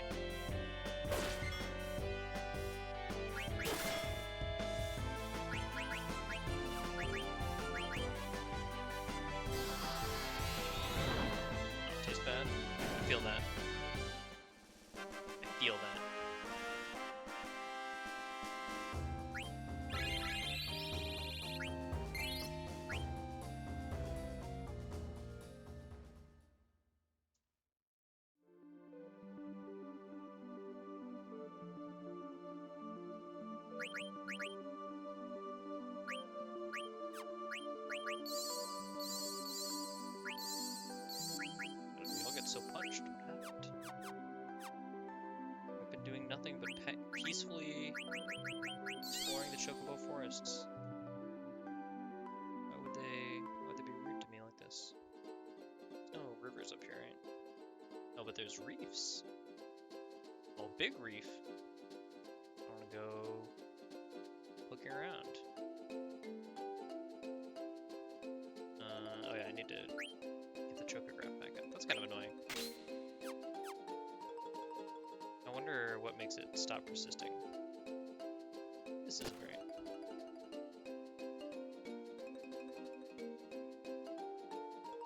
There's no mountains in this.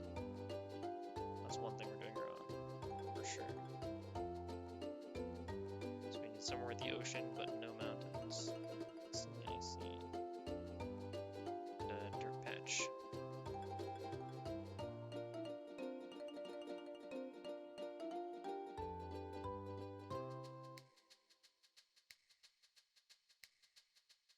Oh, was I on the wrong? Did I have the little mini-map selected?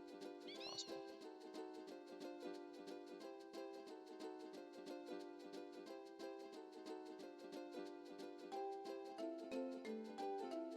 To go all the way over here, maybe?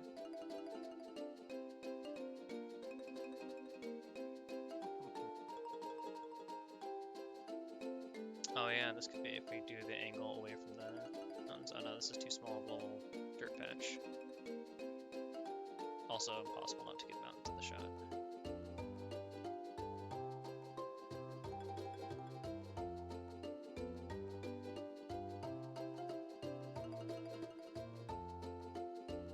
Maybe it's not up here. Maybe it's on one of the like adjacent continents. They do start to get like kind of frosty up towards here. I'm starting to suspect that it is.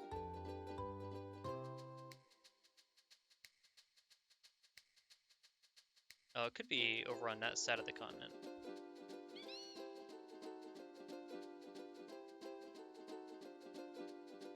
Can I not get there from here? Seems weird, but potentially true. Yeah. Should be this whole little side. Alright, we'll get to experiment with bringing the chocograph up momentarily.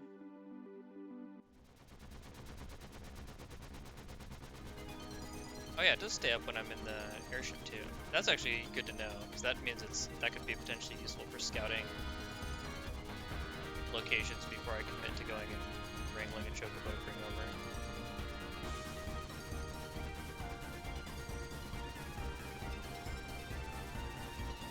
Yeah, this also does not look right, because this is all covered in forest. So I wonder if it is like one of these, either to the south here, yeah, like this kind of area, but like the northern tip of this continent. Oh no, that's already deserty.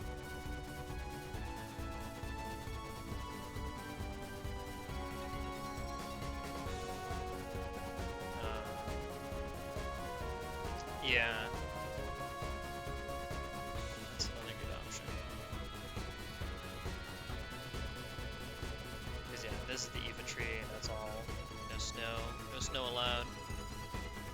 I don't know if the south is icy too. They have like both ice cap thing going on. That might be something to explore. Yeah, this looks like it's pretty lush. Okay, let's try going wrapping the map real quick. Oh yeah, this is all green because it's Alexandria.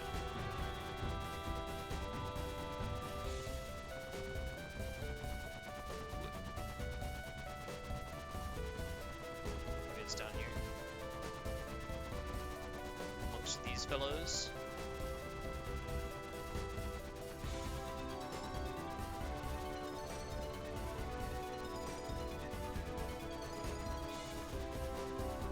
Looks like another hidden chocobo place I'll have to go to later. Oh wait, no, I can just walk in there right now. Like, what is this? Reveal your secrets to me.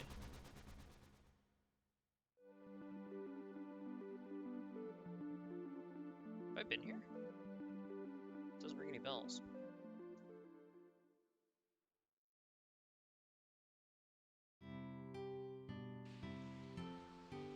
Oh, was this where the red? Oh no. I just see a red mage and I was like, is this their home? I was just talking earlier about how I don't know where the red mages are from.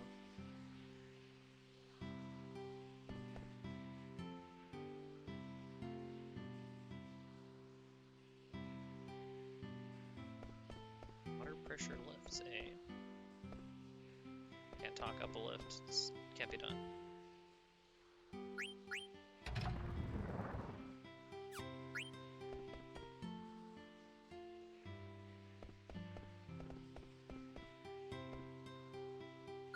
That's what it is now.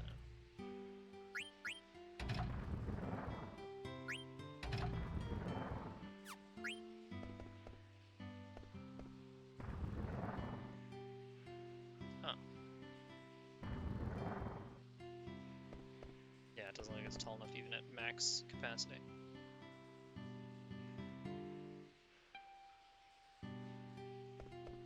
Oh, what does it do? Oh! Hey.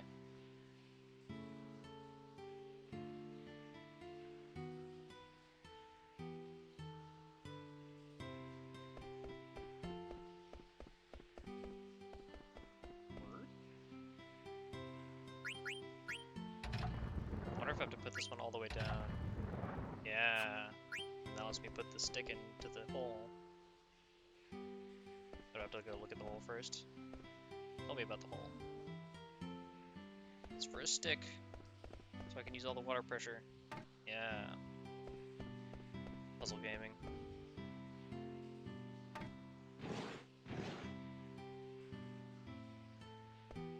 I know about water pressure. This guy's gonna go freaking to the moon. See, old man.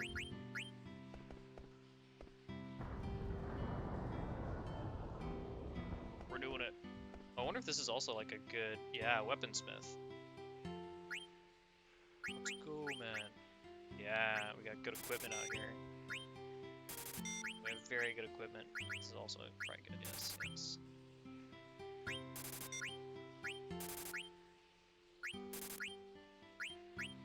The octagon. Oh, buddy. This is the one with all the elemental resist now. Oh, no, it's not. I'm thinking of the Geiger or something.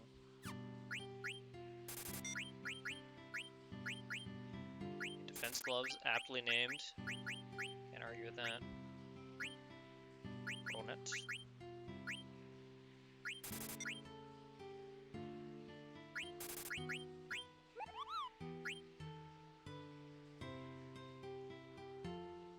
Supposedly. Allegedly belongs to Demon. Wow. RIP my freaking stockpile of money.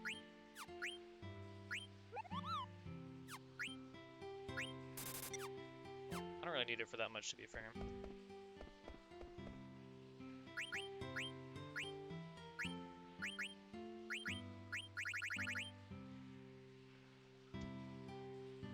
Oh yeah, I've seen return magic on a couple things, but I don't know if I ever knew who it could, like, go with.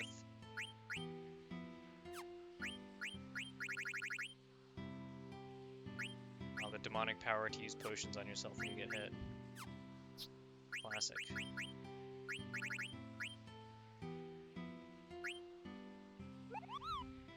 Holy rot, Batman. Any kind of cool? I'm listening.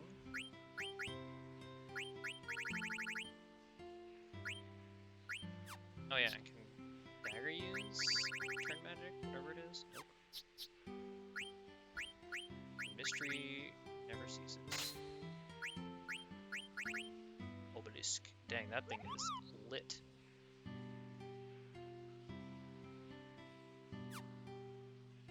Cherry blossom.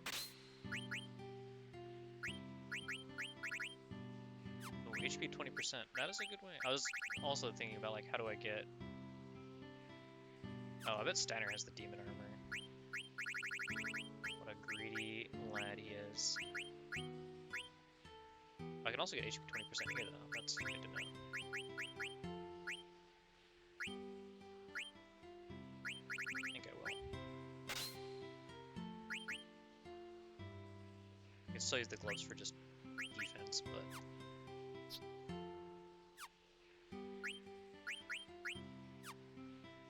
There's no new fork here, right? How dare. No love for the gourmand. Yeah, I wonder if there's a synthesis shop here that's also kind of off the chain. Eidolon and I.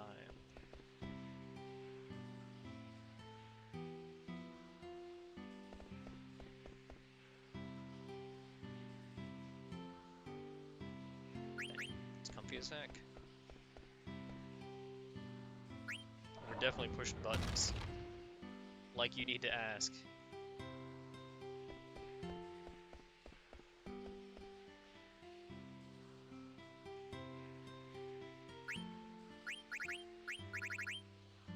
Oh yeah, pretty good selection of medicine. I'll have to keep this place in mind.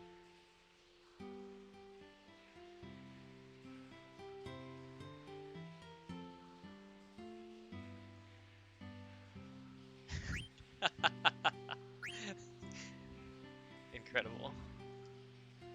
Truly, they've brought the arguing on the internet experience to video games.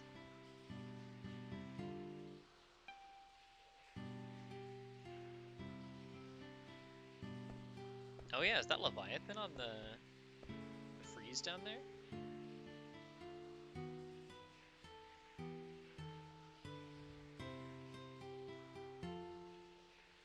Oh, can I go tell this guy that I found Eidolon and I? Yeah. Oh, can I get past him now? I want to know about this damn ladder. Oh, I bet I had to push that button to get past this little section. This whole place is like a weird little puzzle. It's so cool.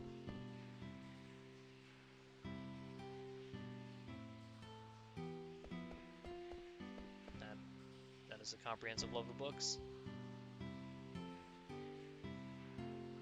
You start people's lives. You can't just say that and then walk away. Never mind, so you can. Carry on, sir. It's a lot of work for an elixir.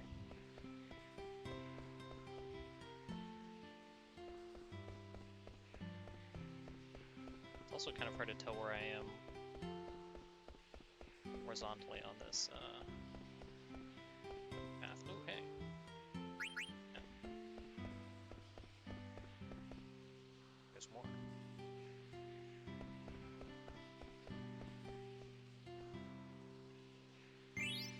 Oh, another elixir. Another one. The elixirs are flowing. Alright, I'll go look at that Leviathan thing eventually. Yeah, there's I mean, I do also like that there's a bunch of random little, like, pixel hunt stuff in this game where they're just like, yeah, if you want to, like, explore a bunch and, like, rub your face up against everything, feel free. We'll reward you with just random little knickknacks. Or cool stuff. Yeah. On to this now. Speaking of random knickknacks.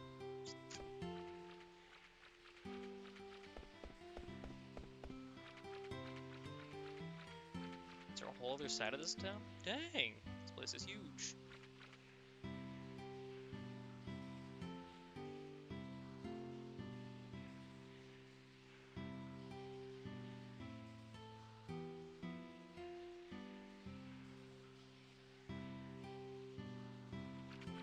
I don't know if they go up or down.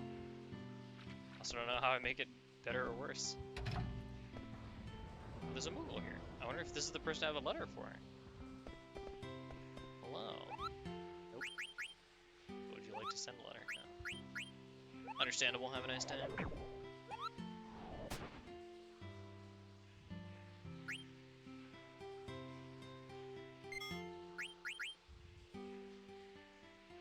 I feel like the Moogle that I'm missing is probably in Ibsen's castle, unfortunately. So that quest line might be at a bit of a loggerheads until I can make my way in there. Dual lunar eclipse. We got 2 moons? Ooh, this is the synth. The endgame synthesis. Close to anyway.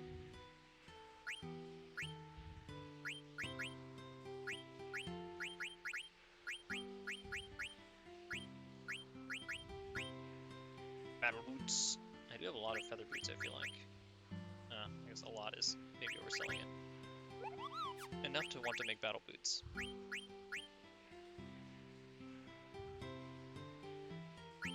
Oh, and I can get extras of some stuff.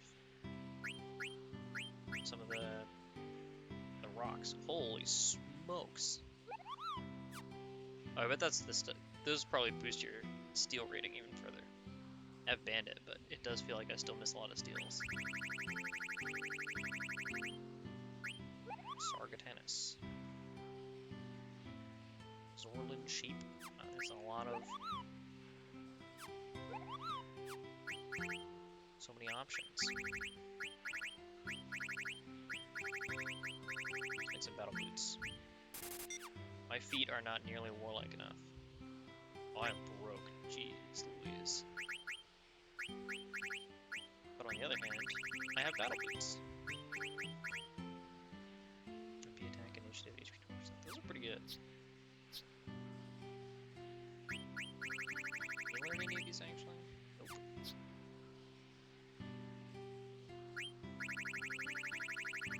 Learn initiative rank.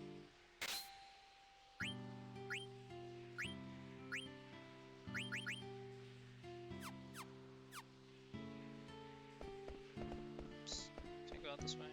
Can't. Oh, this is a door that I just didn't recognize before.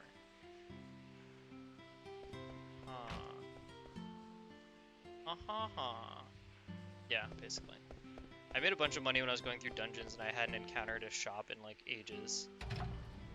There's like a long series of dungeons where it's like, oh, you just don't find new shop stuff for a really long time. So now it definitely do be a time to acquire some more wealth.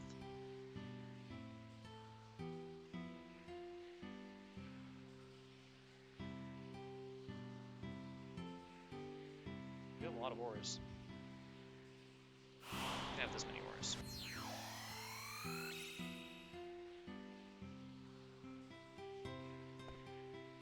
Oh, I bet this is what lets me learn Leviathan, right?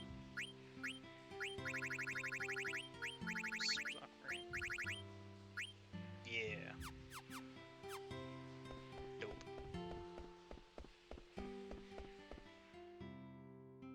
Maybe I should stick my head in Ibsen's castle then.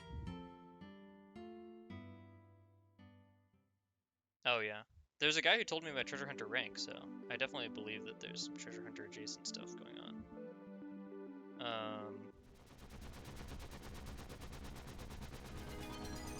Yes, this is at the south end of, I can't remember all the continent names, but yeah, the long lad where Boulevard was. I guess it still is. Didn't go away. It's right there. Right? Oh no, it's not. What is that actually? Is that Boulevard?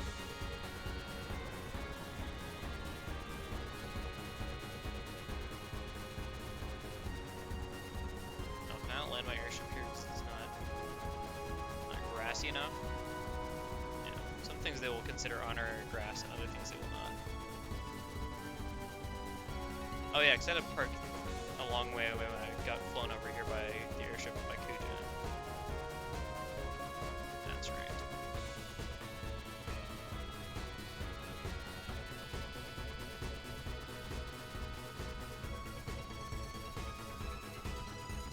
Yeah, so here's Ibsen's castle. Maybe I should go in there to make some money, but I don't think I need any for a little bit. Now that I've bought all the stuff, I think I'm probably set for a little while. But yeah, it's hard to find a place on this continent that doesn't have a huge mountain right next to it.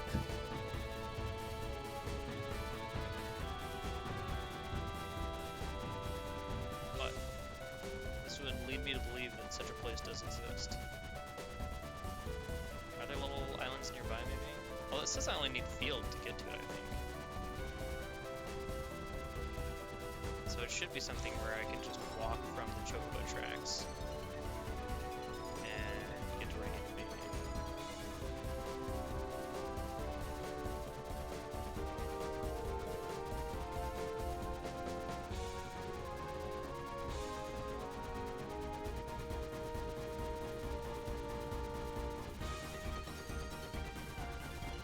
Alright, well maybe I'll come back to this one. Let's find sample now and again. What's this?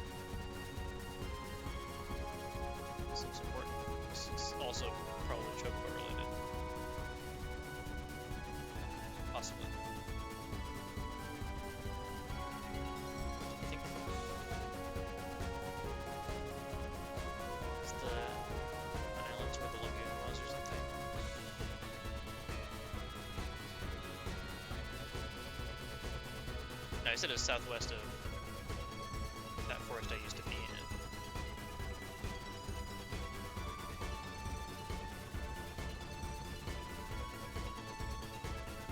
So like, oh, they just pointed out. Nice. Okay, so then it looks like I need to go from, actually kind of over by Deguero, potentially. There's a few places it looks like I can do it from. I can get to that little chain of reefs.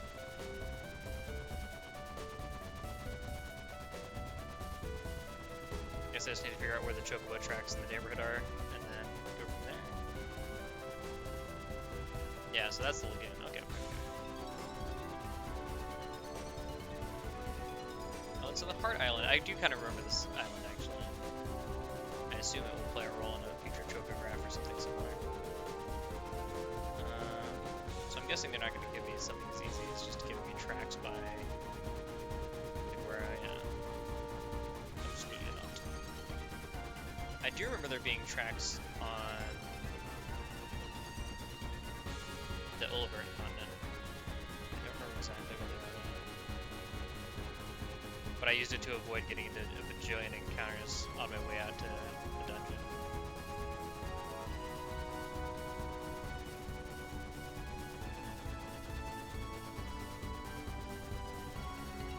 Oh, there's some south.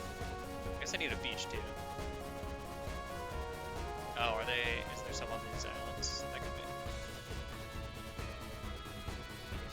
Yeah, this has a beach, so if it has tracks, then I can use it to get onto the reef. I do not see them. Oh, this is also just the lagoon. So. Oh, here they are. Yeah. Nice. Very true.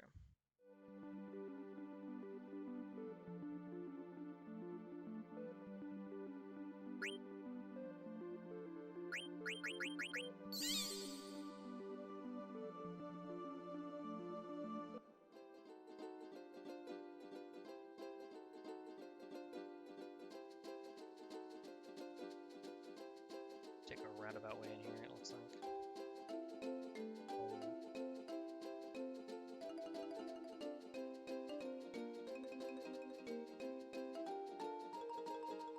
Oh, this is like a troll thing where they set you down really close to it, but then they make you take a long way to get there. That feels like the kind of thing that would happen.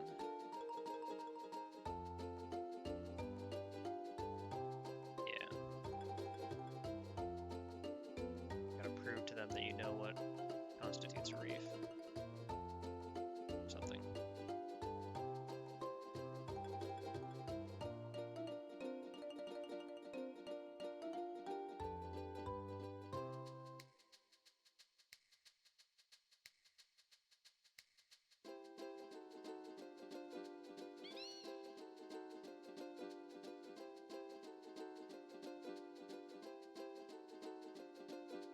I hope I can stay here a long time, because I do not want to have to navigate in and out of this every time. I want to, what do you call it? Do some treasure hunting in here.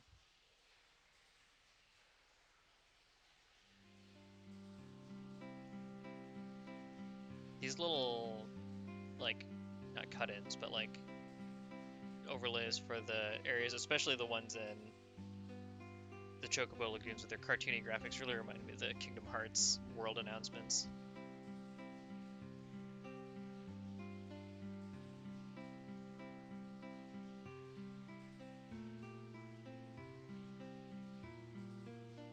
No, half price. I'm a-okay with that. Also, wouldn't having a smaller area just be like a huge upside? No? Oh, but it's half-time. I guess that's true.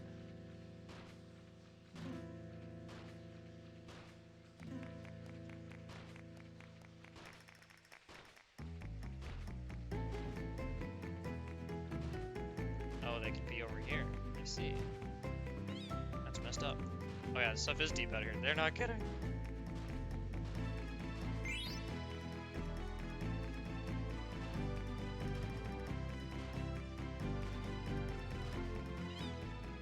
Okay. I'm beginning to understand. Yeah, maybe I need to go back and get yet more beak levels.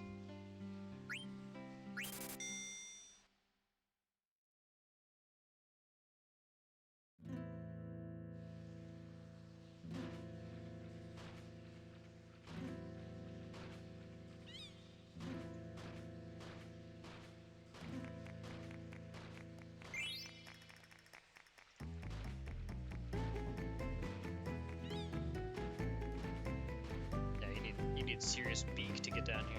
You're not kidding. My thumb is gonna get tired.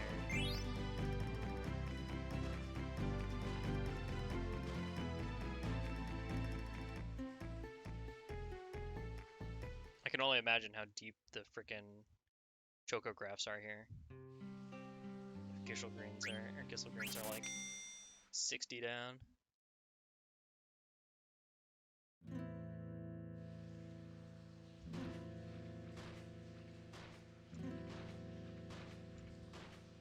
Yeah, that sounds right.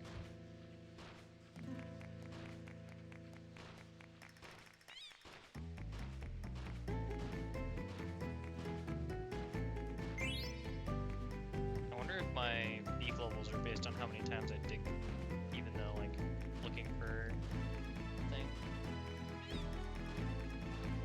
It's like if I'm digging deeper, am I getting more beak progress? I guess that's what I'm trying to figure out.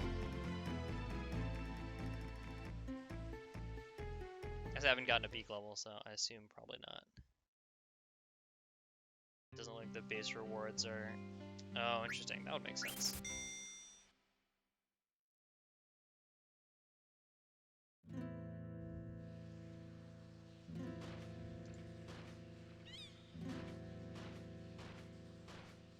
I do get slightly more points here. Because it's like 2 points to the base level. Which I assume is also reflecting the fact that everything is just way deeper, so they give you a little bit of extra love there.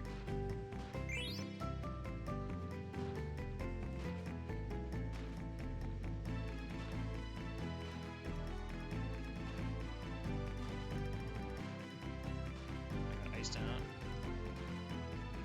Where actually though?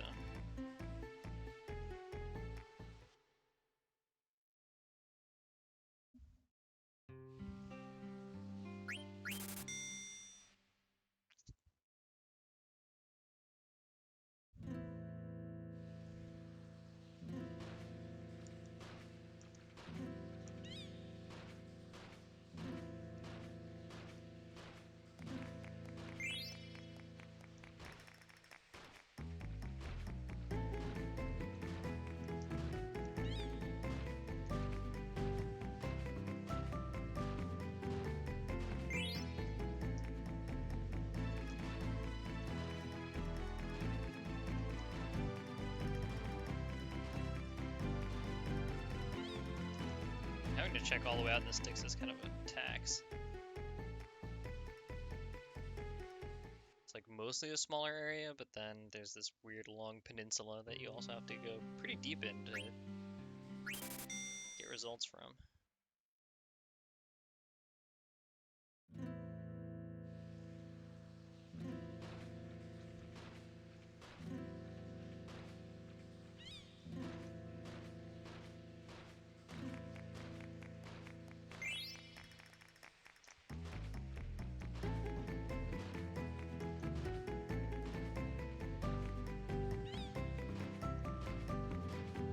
I haven't played Chrono Trigger in a long time. I also played it when I was a kid, just playing on like the PlayStation. But I never got very far with it. It was like kind of confusing for me when I was a kid. I was like, I don't know, not that great at picking up game systems. So the fact that it was a little bit different than some of the standard stuff, I was like, I don't understand these colors. What's going on? There's all these different branching paths and choices. Like I enjoyed it generally, but like it was just hard for me to get my head around and like really get into it. But I think it'd be fun to check out, and because it just got a remaster recently, I think, right? So it's nice that it'll at least be easily available.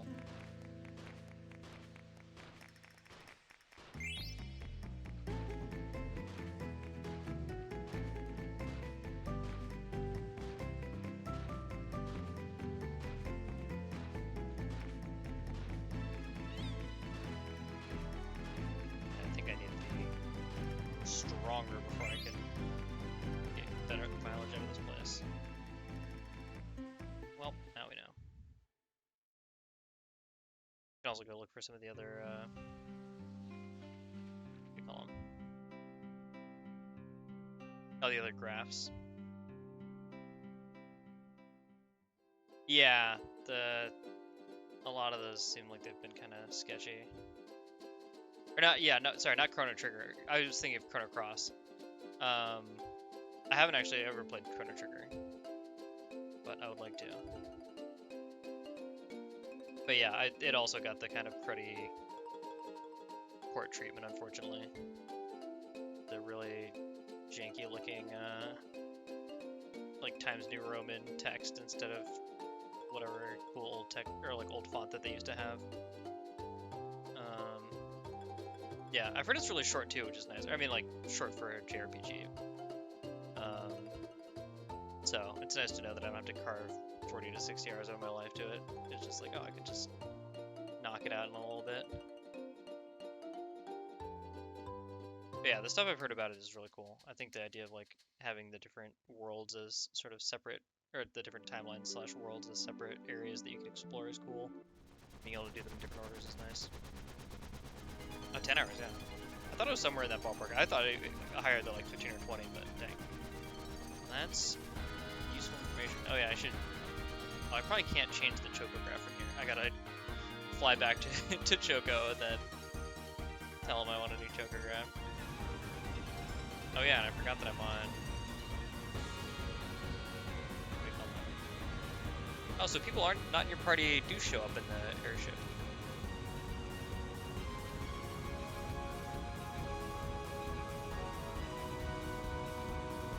Can I explore the rest of the airship? Oh, I can.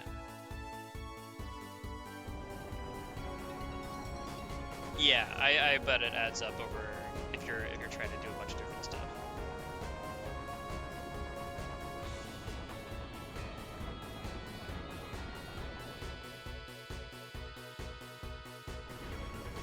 But it's nice when the like core loop is pretty short, and then it feels like, oh, like you finish a game or like a run of the game, and you're like, I kind of want to do it again to find another ending.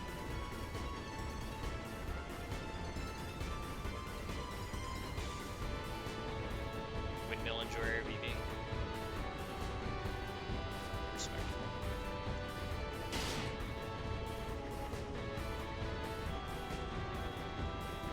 Diamond. Yeah, so this is a lot like the airship in 7. What? It's locked. That's illegal. I own this airship. Where you could run around and chat with people. I think that's cool. I always enjoyed going and seeing what new version of Yuffie's Airstick is happening.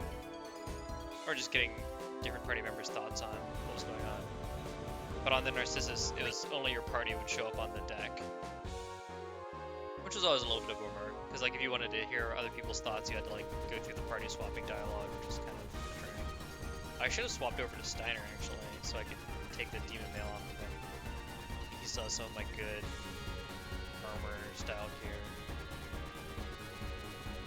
I should also look. This might have a better hint in the text.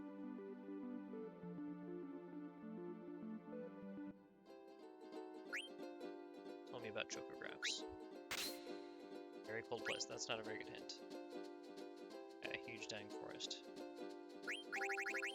It's kind of a weird grab bag. I haven't like really evened them out from how varied they were over the course of the story. I think even my current party is a little bit odd. I think Frey is still pretty low level, yeah. Yeah, Dagger's only 31. So Zidane is like the base of like, he's always in the party obviously. And I've kept Quina around as much as I could, because I enjoyed eating things and learning blue magic. But yeah, it's not great all around. I think Steiner's also pretty low level. He was not in the party for a lot of the game, so it's kind of just chilling. I think Aiko and Amaranth get synced at decent levels.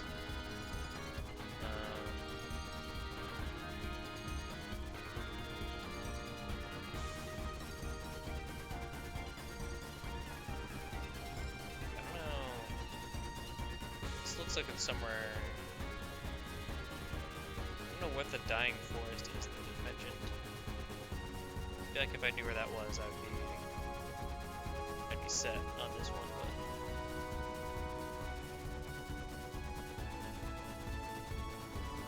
there are a lot of forests in various states of decay on this world. It looks too bright to be here. This has got like, I think this whole continent is kind of twilight. I don't know if they correct for that in the chocograph. I also don't know of any particular dying forests up here. I assume that this is something to do on the Forgotten Continent. Forgotten and Lost Continents are not the most useful nomenclature.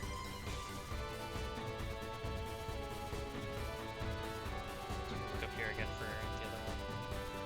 Yeah, I didn't see any really particularly big bear patches like they had, except for this fella.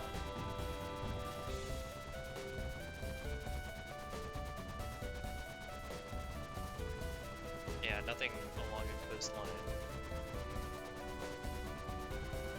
So maybe here. Oh, I wonder if it's like pointed this direction or something.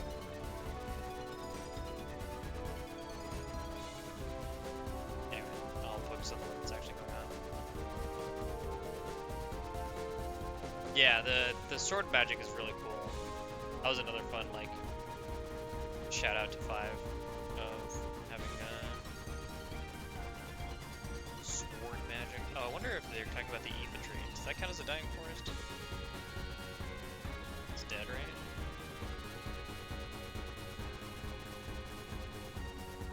It's got a long stripe of green.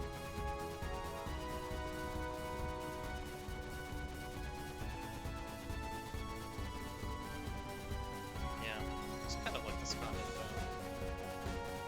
Feels like it's kind of playing around. It's the weird earthquake zone.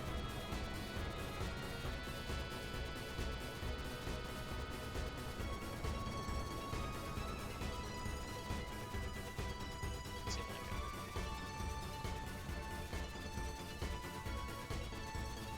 It's kind of close.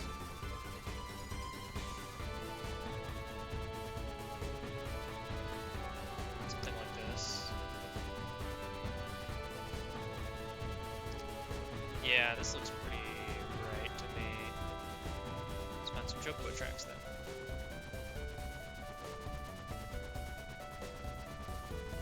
Chocobo tracks. Looks like I could get out and walk since I do need to get random encounters to grind up some money. I wonder if I need to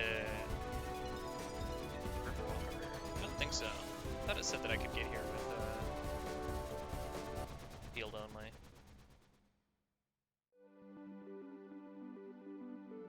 Maybe not. But these are chocobo tracks. I couldn't, like, the way that the ground is cracked on this continent, it can be kind of misleading because chocobo tracks just kind of look like dried mud against this background. I already know how to goblin punch things, fortunately. Do not need to.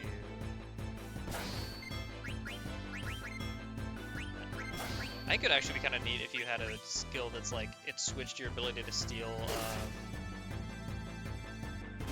do you call it? Items to stealing money. So you could just steal gold directly from things. I guess I mean, you get money after fights. Some games like to go with the fiction of like, or not the fiction, but like the more realistic approach of most monsters and uncivilized creatures don't just carry money around in their pockets. We give you materials and then you have to go sell the materials. But it's not one of those games. They're just like, that goblin's pockets is full of gold. Go get it. I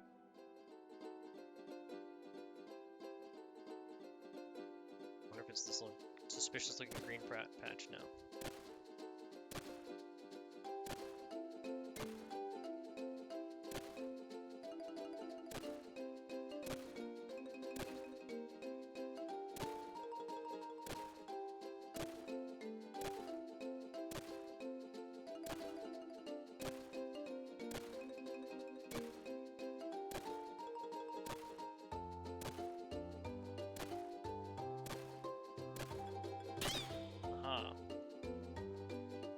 treasure.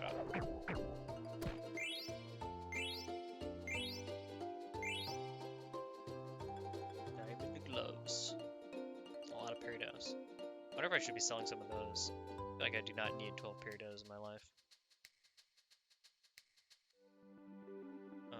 Oh yeah. What other chocographs do I have actually? Just Coldfield.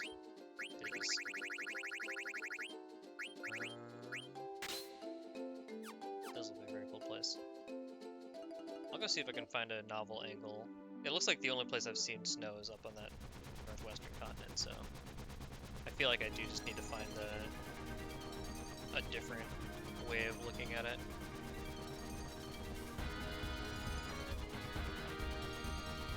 Oh yeah, I remember like the DS port. I've heard really good things about, honestly, and I mean, the DS just had a pretty cracked library. There's a lot of really good stuff on there. It felt like. There's chocobo tracks around here. Yes.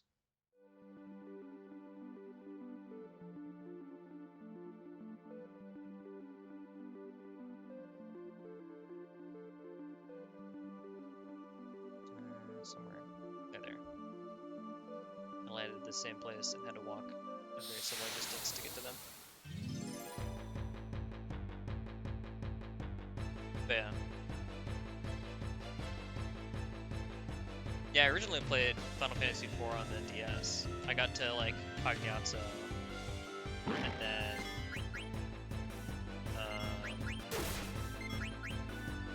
tapped out. I got stuck on him because I was like, oh, does she still have healer? Actually, has healer plus the healing rod. I got stuck there and I was like, oh, I don't know if I can like win this fight, and I can't leave to grind. That cracks me up. The people dodge the healing attacks from the homies. It happens too if you're trying to, what do you call it? Oh, if you're trying to unconfuse people, sometimes they dodge and you're like, come on, man. Help me out. I'm trying to do you a favor. Like I'm not listening.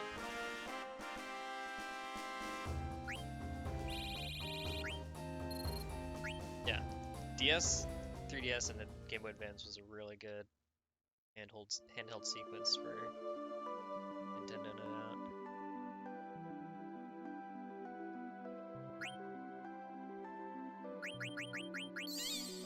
Alright, let's see if we can conjure up a new angle to view these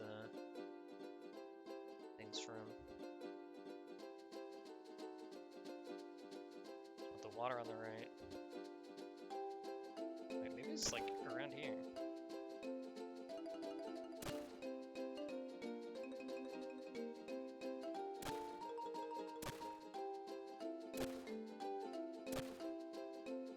I can't tell if this is actually beach on the right.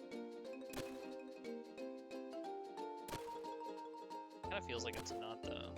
It looks more like it's this like cliffside junk.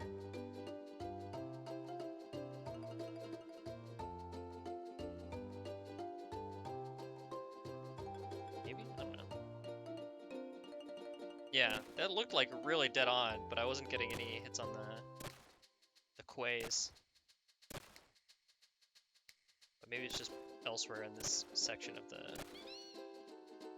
Oh yeah. Aha! Oh, I missed a quay. Very good.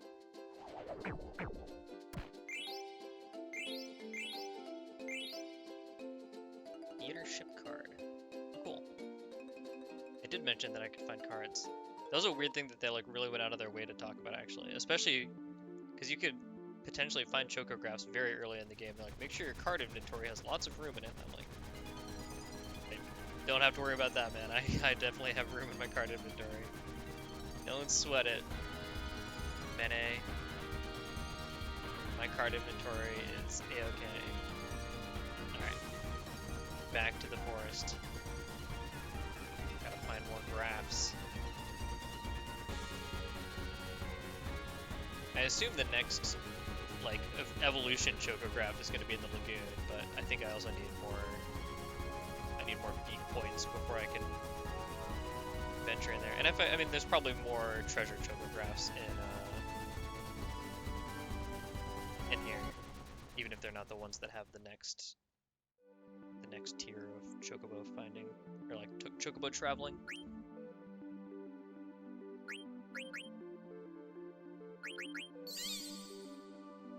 Yeah, so I don't think I'm that far, because I'm at like level 10.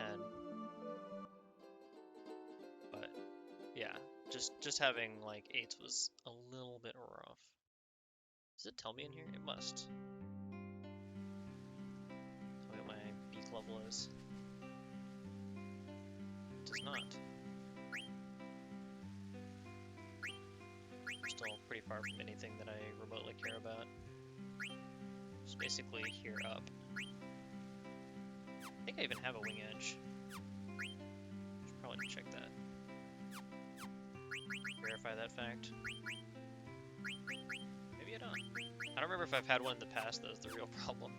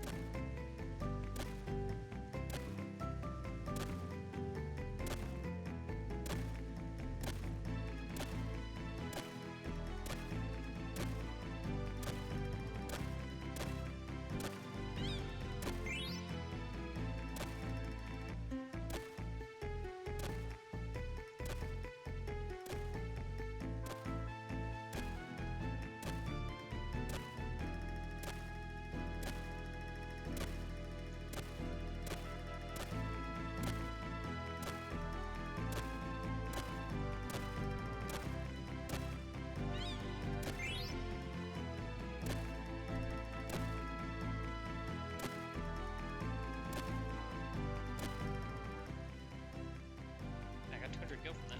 Not bad at all. Not a bad day's work at the chocobo hot and cold mines.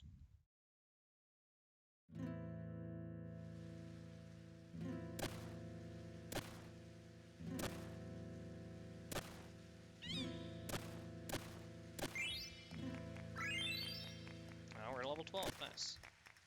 I'll keep going a little bit more. I'll see if I can shake any more chocographs loose in here.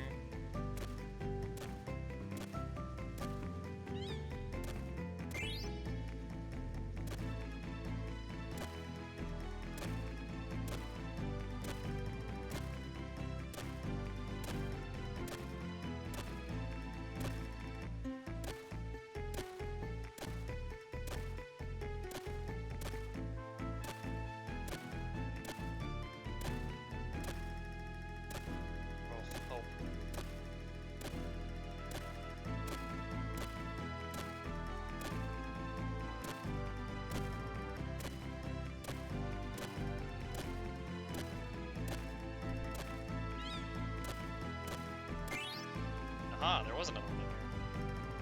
Thought you might.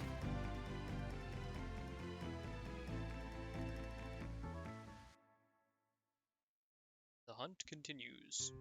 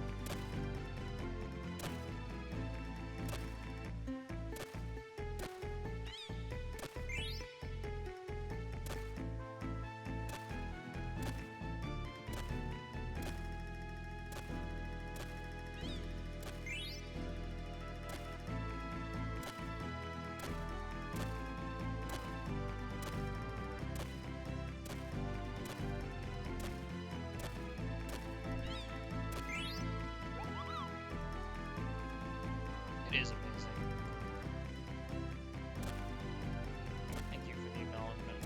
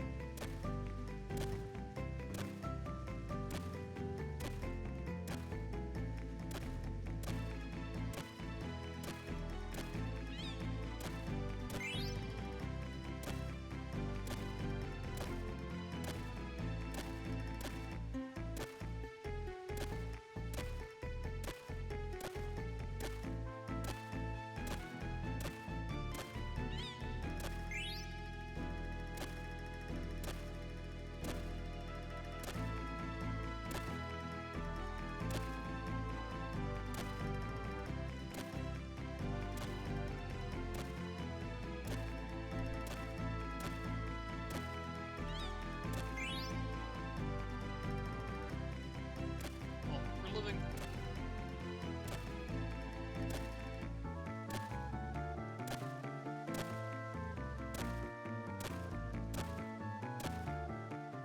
Couldn't quite make anything of it, unfortunately. You know, sometimes it's the thought that counts.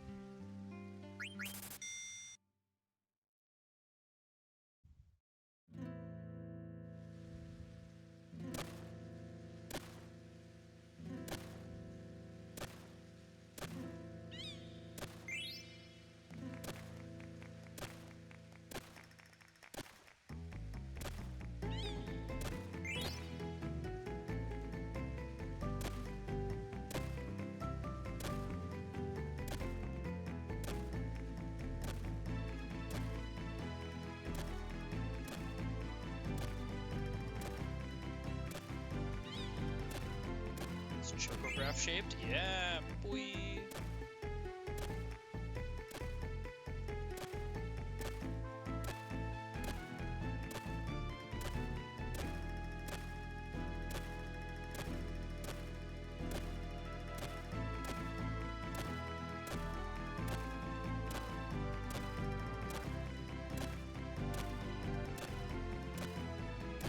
Where is it?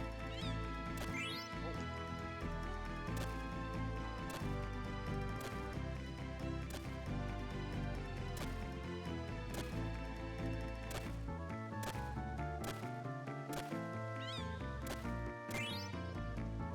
$200. We take those.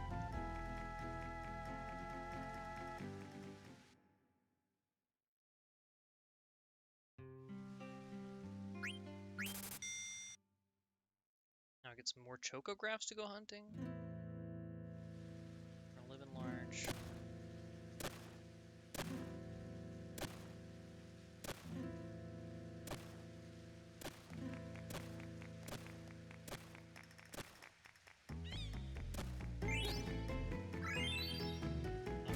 Peak level 13. What I wanted to see.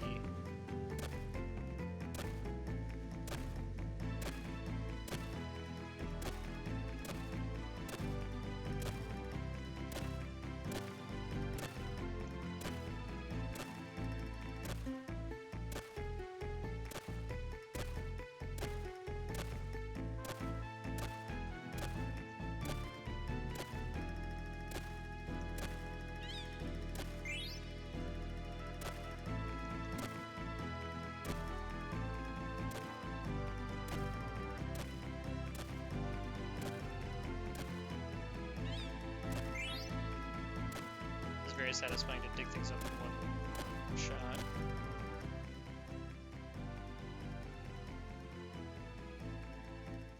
Yeah, I was already at like level 11 when I went there last time, and I was like, I feel like I'm getting kind of trashed. So I might play here for a bit longer still.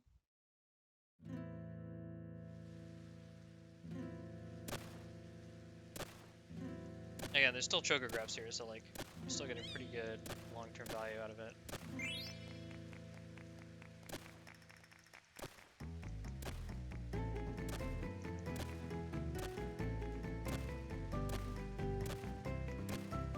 There were chocographs, I don't know. They tell you when they run out in a certain location.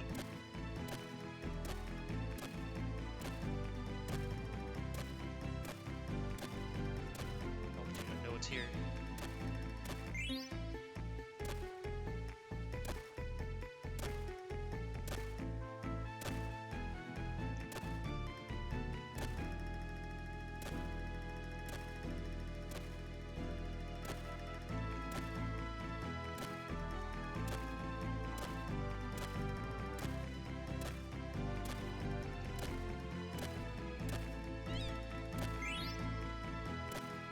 I'll take another spin. Gladly. There's a couple more spins because I find the 500 first.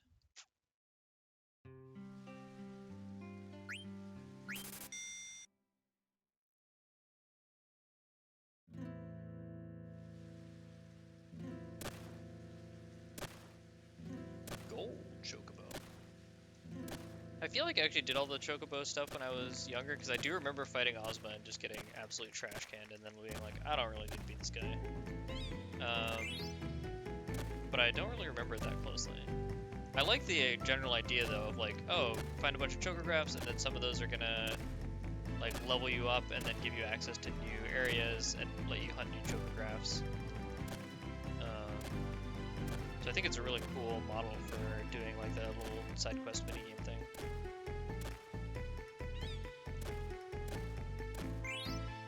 Oh yeah, chocographs. Give me them.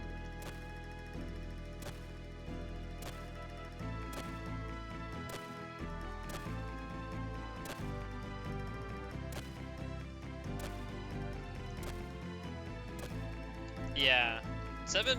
I kind of like the ideas around doing some of the chocobo breeding, but it definitely felt like a pretty big chore. And I feel like they eventually stopped giving you like in-game hints. Like they start out and they're like, oh, the like chocobo sage will kind of feed you a bunch of hints around what to do, but then eventually he's like, you're on your own, Godspeed. Which is kind of rough.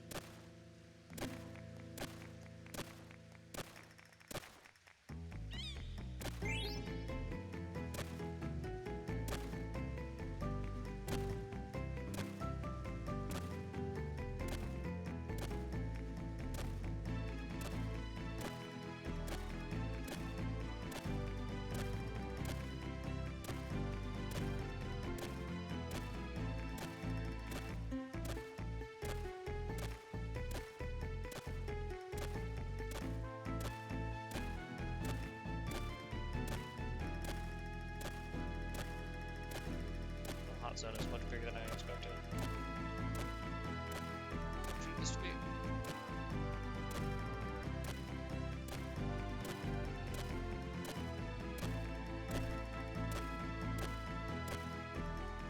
No. What a tragic fail to find.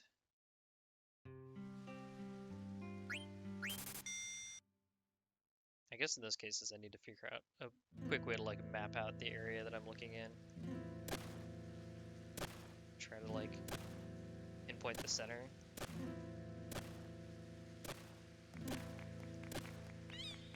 I just don't feel like I usually need to. I'm usually, if I just kind of like get onto the hot zone and then like look around a little bit,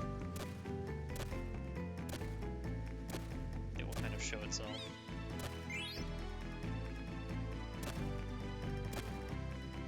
So it's always weird to me when every once in a while I just get one where I'm like, I feel like I've covered every inch of hot zone.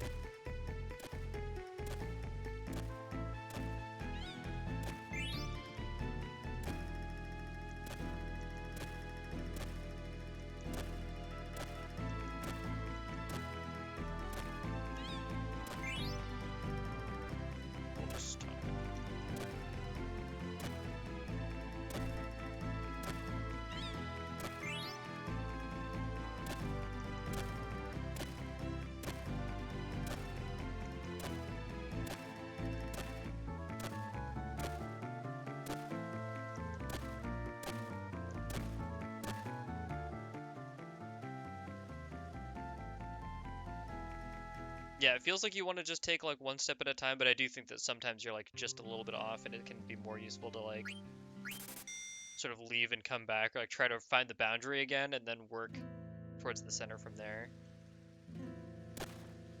But it's definitely hard to keep that in mind when you're in the thick of it.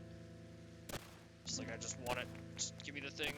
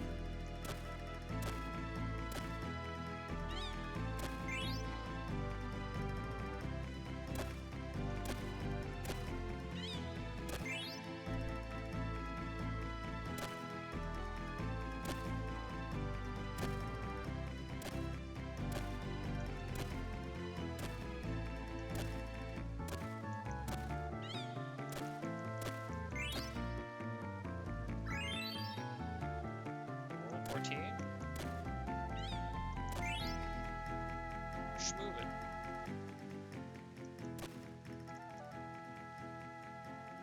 A lot of small value stuff, but you know what? Still bag that beak.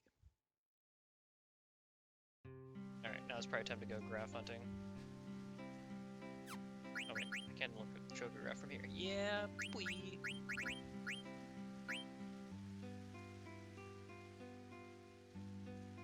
think it'll be easy to find. Interesting. An intriguing proposition. This looks like it's just in the little valley of, used to be covered in mist. Once upon a time. Between mountains. Oh, they're like straight up. Go to the southwest side of the mist con. Alright, let's try this one, because I feel pretty confident about finding it, even though they're like, ooh, it's so mysterious. It could be anywhere. I'm like, nah, man, I know where it is. There's not that many rivers on this continent, is really what it is. I guess that hint is probably to steer you away from the river near Lindblom. They don't want people getting confused by being like, oh, it's right by the first chest. Obviously. It's not. It's way up here. Where the river comes out the other side. Yeah, like here.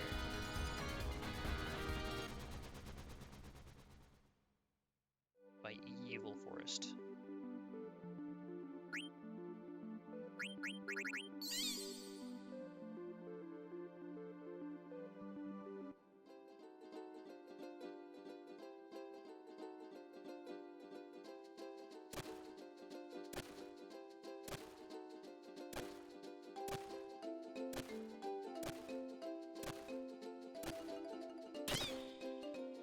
It said it wouldn't be easy to find. Come on. Oh, I found Wing Edge. Oh, Wing Edge is just the frickin' throwing disc for Amaranth. I don't know why I thought that it was the... what do you call it? Why I thought it was a weapon for Zidane. It sounds kind of like a weapon that you would use. It just has that kind of Zidane weapon energy to it. Wait, I want to set the new chocograph. Before I go... out and about. Facing the ocean, southwest side of the Mist Continent. I don't have any others. Oh, I do have another one. A small beach. Oh, this looks like it might be by the grotto.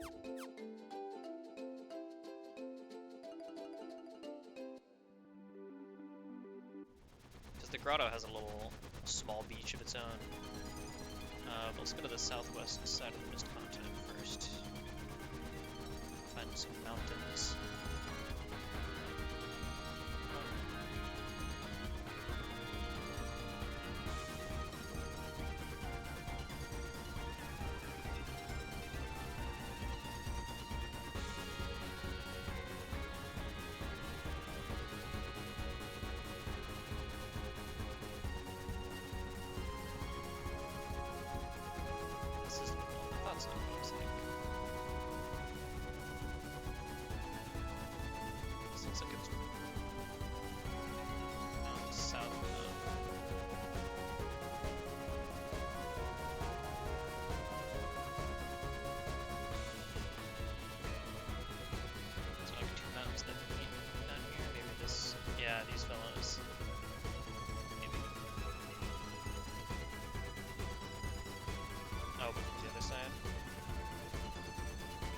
Oh, yeah, yeah, yeah. We did it. Alright, let's go get the chocobo. Bring me the chocobo. And there's tracks nearby. How considerate of them.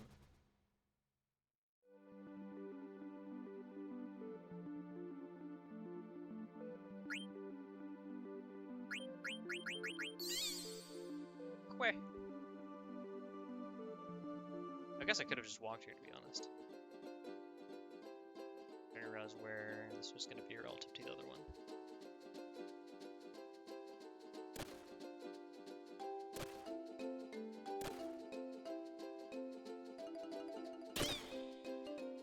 Haha! Treasure!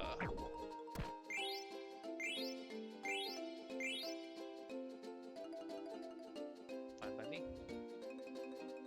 Alright. Now we can fly down to the lagoon again. I guess I can put on the little beach. Small beach, sorry. Yeah, I bet this is by the lagoon. Because that's a place that I know needs the reef. Walking.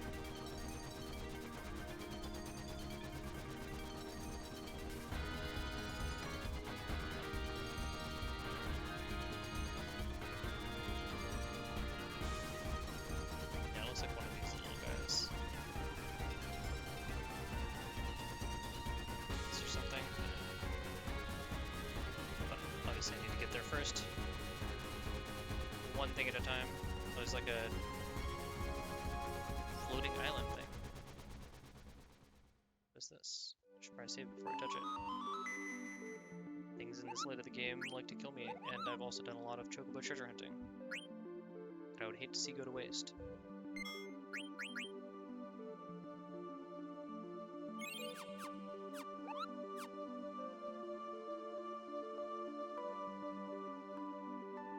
I wonder if this is where I have to go to,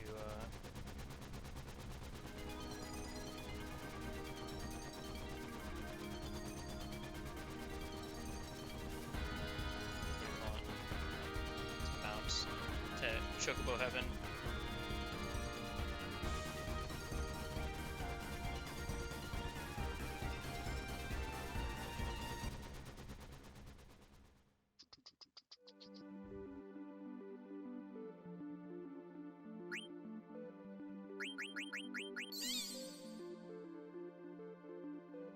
Oops.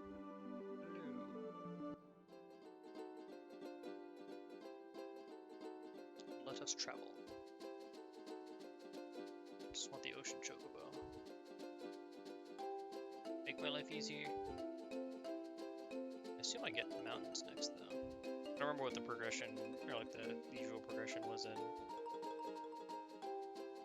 Or what it had been in 7, rather. So we shall see.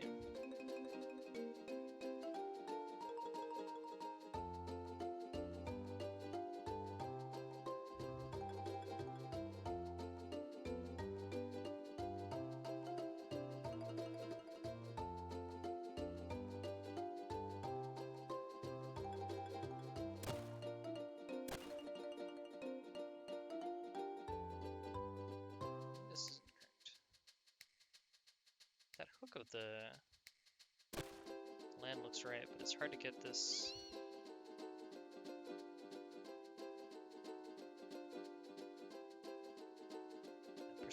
Perspective is hard.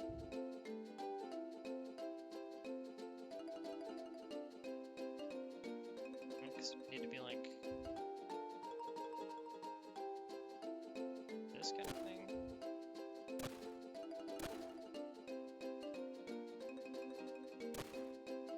But yeah, then I see too much of the beach, I feel like. It used to be kind of narrower. What was the island where I came from? That one over there? It doesn't have like the same look. Yeah, maybe somewhere else. Thought I knew. Obviously I did not. That's too skinny, I think.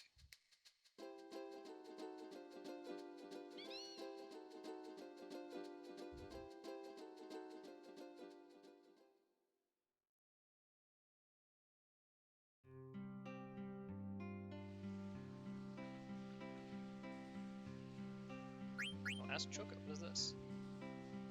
Oh, I see. They have to do this because you're not dismounted here. Oh yeah, the water's a good call. I already forgot about that. Good. Good thinking.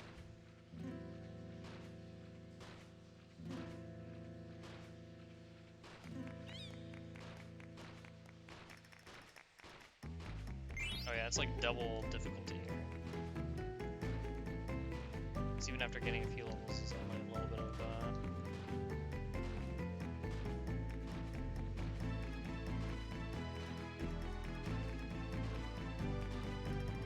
of improvement in digging.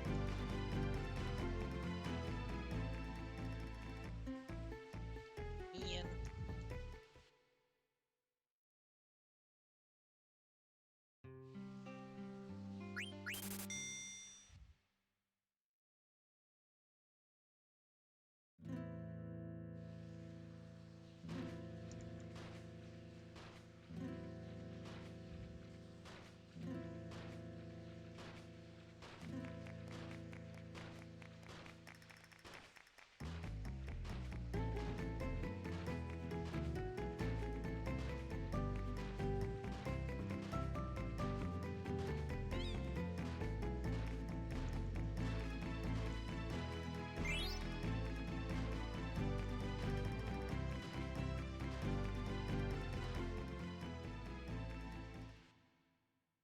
Guess I just have to hope to find a, what do you call it? Chocograph early. So I have lots of time to dig.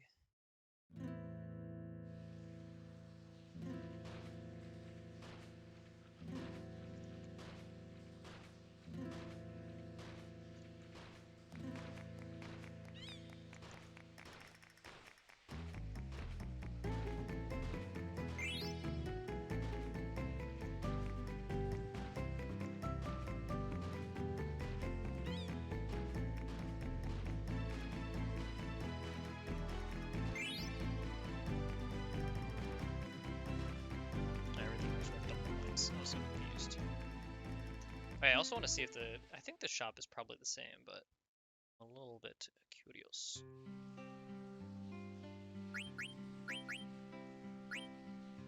Yeah. Protect Ring and Roboblords are the long game pads. The only stuff that's like remotely hard to come by also otherwise.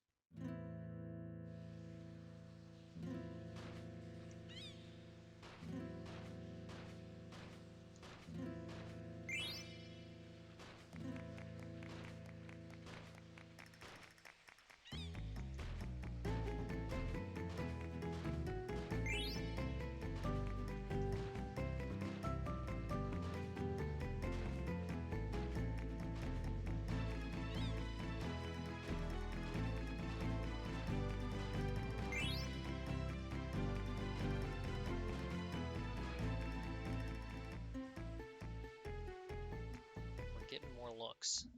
That's what's important.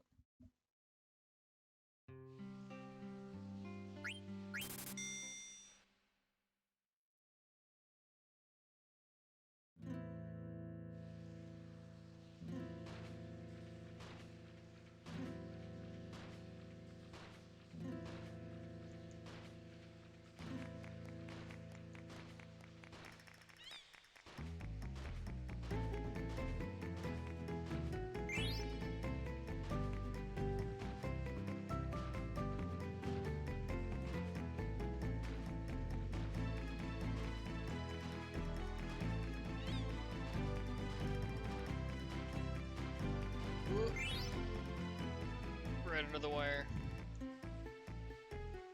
Can't believe I haven't found any chocographs though. I feel like I've been here for a little while, but gotta really clear out the top layer of gunk first.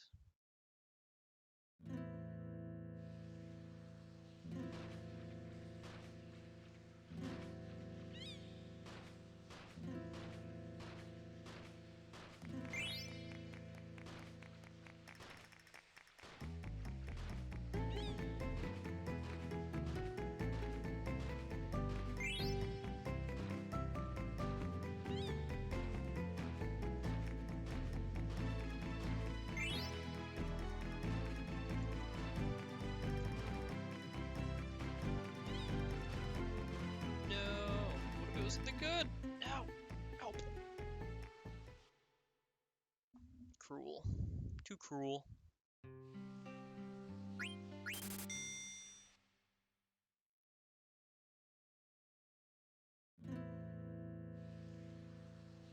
Oh yeah, I remember Legend of the Gaia. That game was a lot of fun.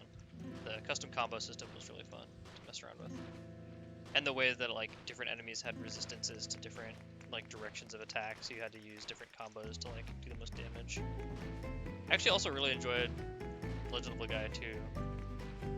It was like a very different vibe, and like much more. It felt a lot more just like kind of a generic JRPG, whereas I thought like the first game actually had a really kind of cool atmosphere that felt pretty unusual for a lot of stuff. I thought the idea of like the mist and the trees defending the towns was a really fun bit of world building. And then the second game, they're just sort of like, yeah, you're just kind of a guy fighting stuff. It was fine, but yeah, I enjoy it. I recommend it. It has really good, just like overall systems, I thought. And I remember having a lot of fun with it in that regard, but kind of came at the expense of the plot and characters a bit. It was still pretty fun overall. I mean, it was an enjoyable game for sure. If you enjoy JRPGs, I think it's definitely worth a peek.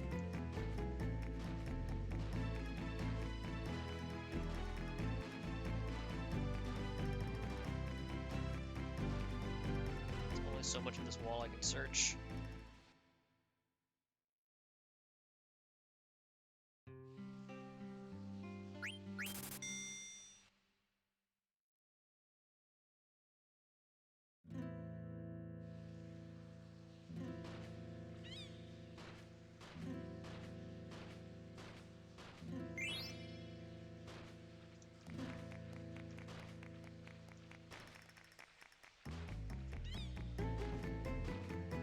You might be in the little peninsula, sneaking around.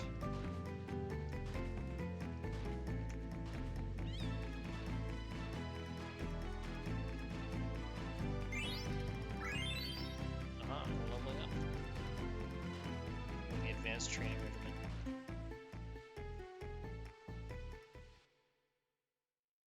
Yeah, there's a lot of really good stuff.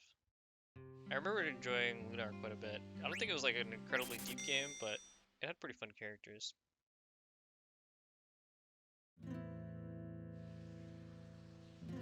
It had a little bit of 90s translation syndrome, and they kind of punched it up a little bit too much in places, but still a decent time overall. Does it deepen your help? I hate when I check this part and I'm like, I looked kind of in this neighborhood. They would put it all the way in the back. Like, we absolutely would.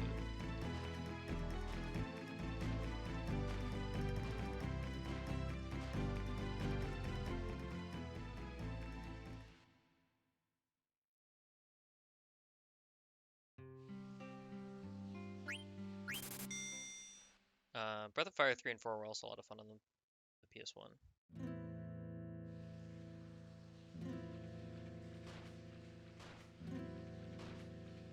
I haven't played the first two on Super Nintendo, but I kind of want to, because I did really enjoy 3 and 4, and even 5. I'm really curious to actually go back and try Dragon Quarter again. I feel like it was a little over my head mechanically when I played it, but that if I tried it now, I would actually really enjoy it. Yeah, Wild Arms was really fun. I think I started with 3 on the PlayStation, but on the PS2, but I did go back and check out the first one on PlayStation. I really liked it. It's another game with like just really cool world building, this sort of like, I don't know, like steampunk science fantasy sort of thing going on. Was a really intriguing angle for them to take. And then just a lot of really solid sort of characterization behind that. One thing I really liked about 3 was that they had like an opening animated cinematic, and it would change over the course of the game. Yeah, it's really cool. So like basically as you progress through the game, what shows in the opening changes to sort of like stay up to date with how story's progressing. But it's a fun game too. Like you can basically like modify your guns to sort of customize how you fight in combat, and like that and the reload system both sort of combine to make it for a pretty unique combat system that I enjoyed quite a lot. Really good soundtrack too. I mean, so many JRPGs I think have quite good soundtracks, but like it's always worth pointing out when one slaps particularly hard.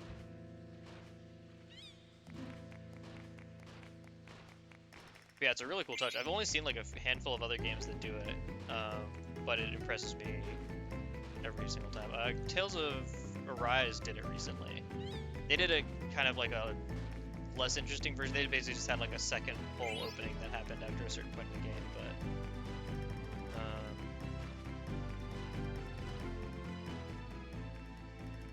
oh nice. Yeah, they're both really good libraries. As I was sort of finding out playing through the Final Fantasy games that were on those, it's like there's a lot of cool stuff that even passed me by. I mean, SNES I was pretty young when it came out, so I didn't get as much exposure to it. But I mean, even having played a decent amount of PlayStation games, I feel like I still discover all sorts of cool stuff over time that people will recommend to me.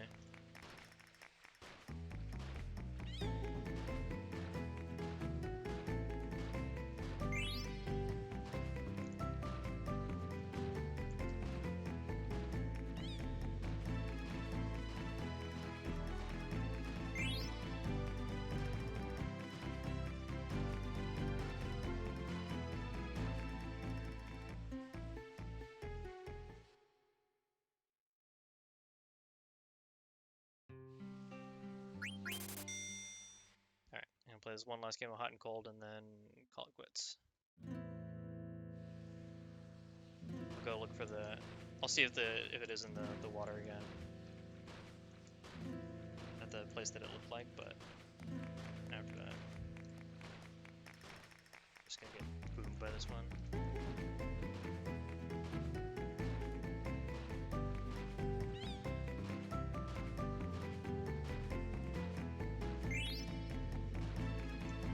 I'll be playing again. I play basically every week, Monday evenings, so I'm gonna roll through and see more, basically of this.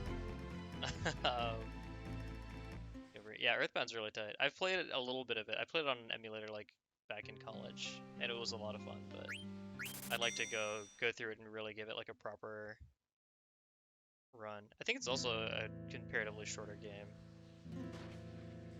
And they do some really fun stuff like where random encounters start to become optional as you get stronger, which I always thought was like a nice touch. So it's like if you have to run through older areas, it doesn't feel like quite as much of a slog. And I think that they could use that a lot in like the way they told the story. Is like, oh, we can actually have you backtrack a lot more because it's actually not as like big of a pain for you to go through older areas because most enemies just won't try to fight you. No, thought I was gonna get a third thing. Alas. Yeah, I mean, a lot of these games I would love to just see get like good ports, honestly. Like, you know, if they can clean them up, but like, I haven't played a lot of the Pixel Remaster stuff, but it seems like it's kind of in the right direction. Which is nice to see, especially because a couple of the, what do you call it?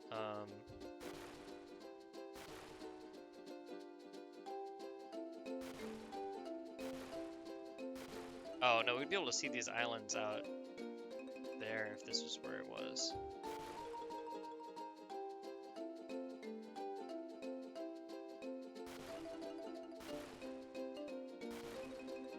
Yeah, I don't think it's here.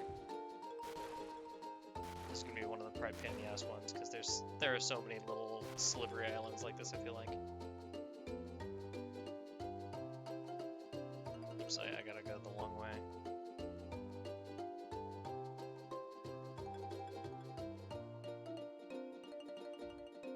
Yeah, just making these games more available would be a huge dub. I feel like even if it wasn't like super dressed up, people would just love to have like easy access to a nice version of Earthbound that was like you didn't have to screw around with setting up your controllers. Like it would auto detect and give you all the like nice quality of life. I guess I can just save here because I'm just gonna do more treasure hunting when I get back.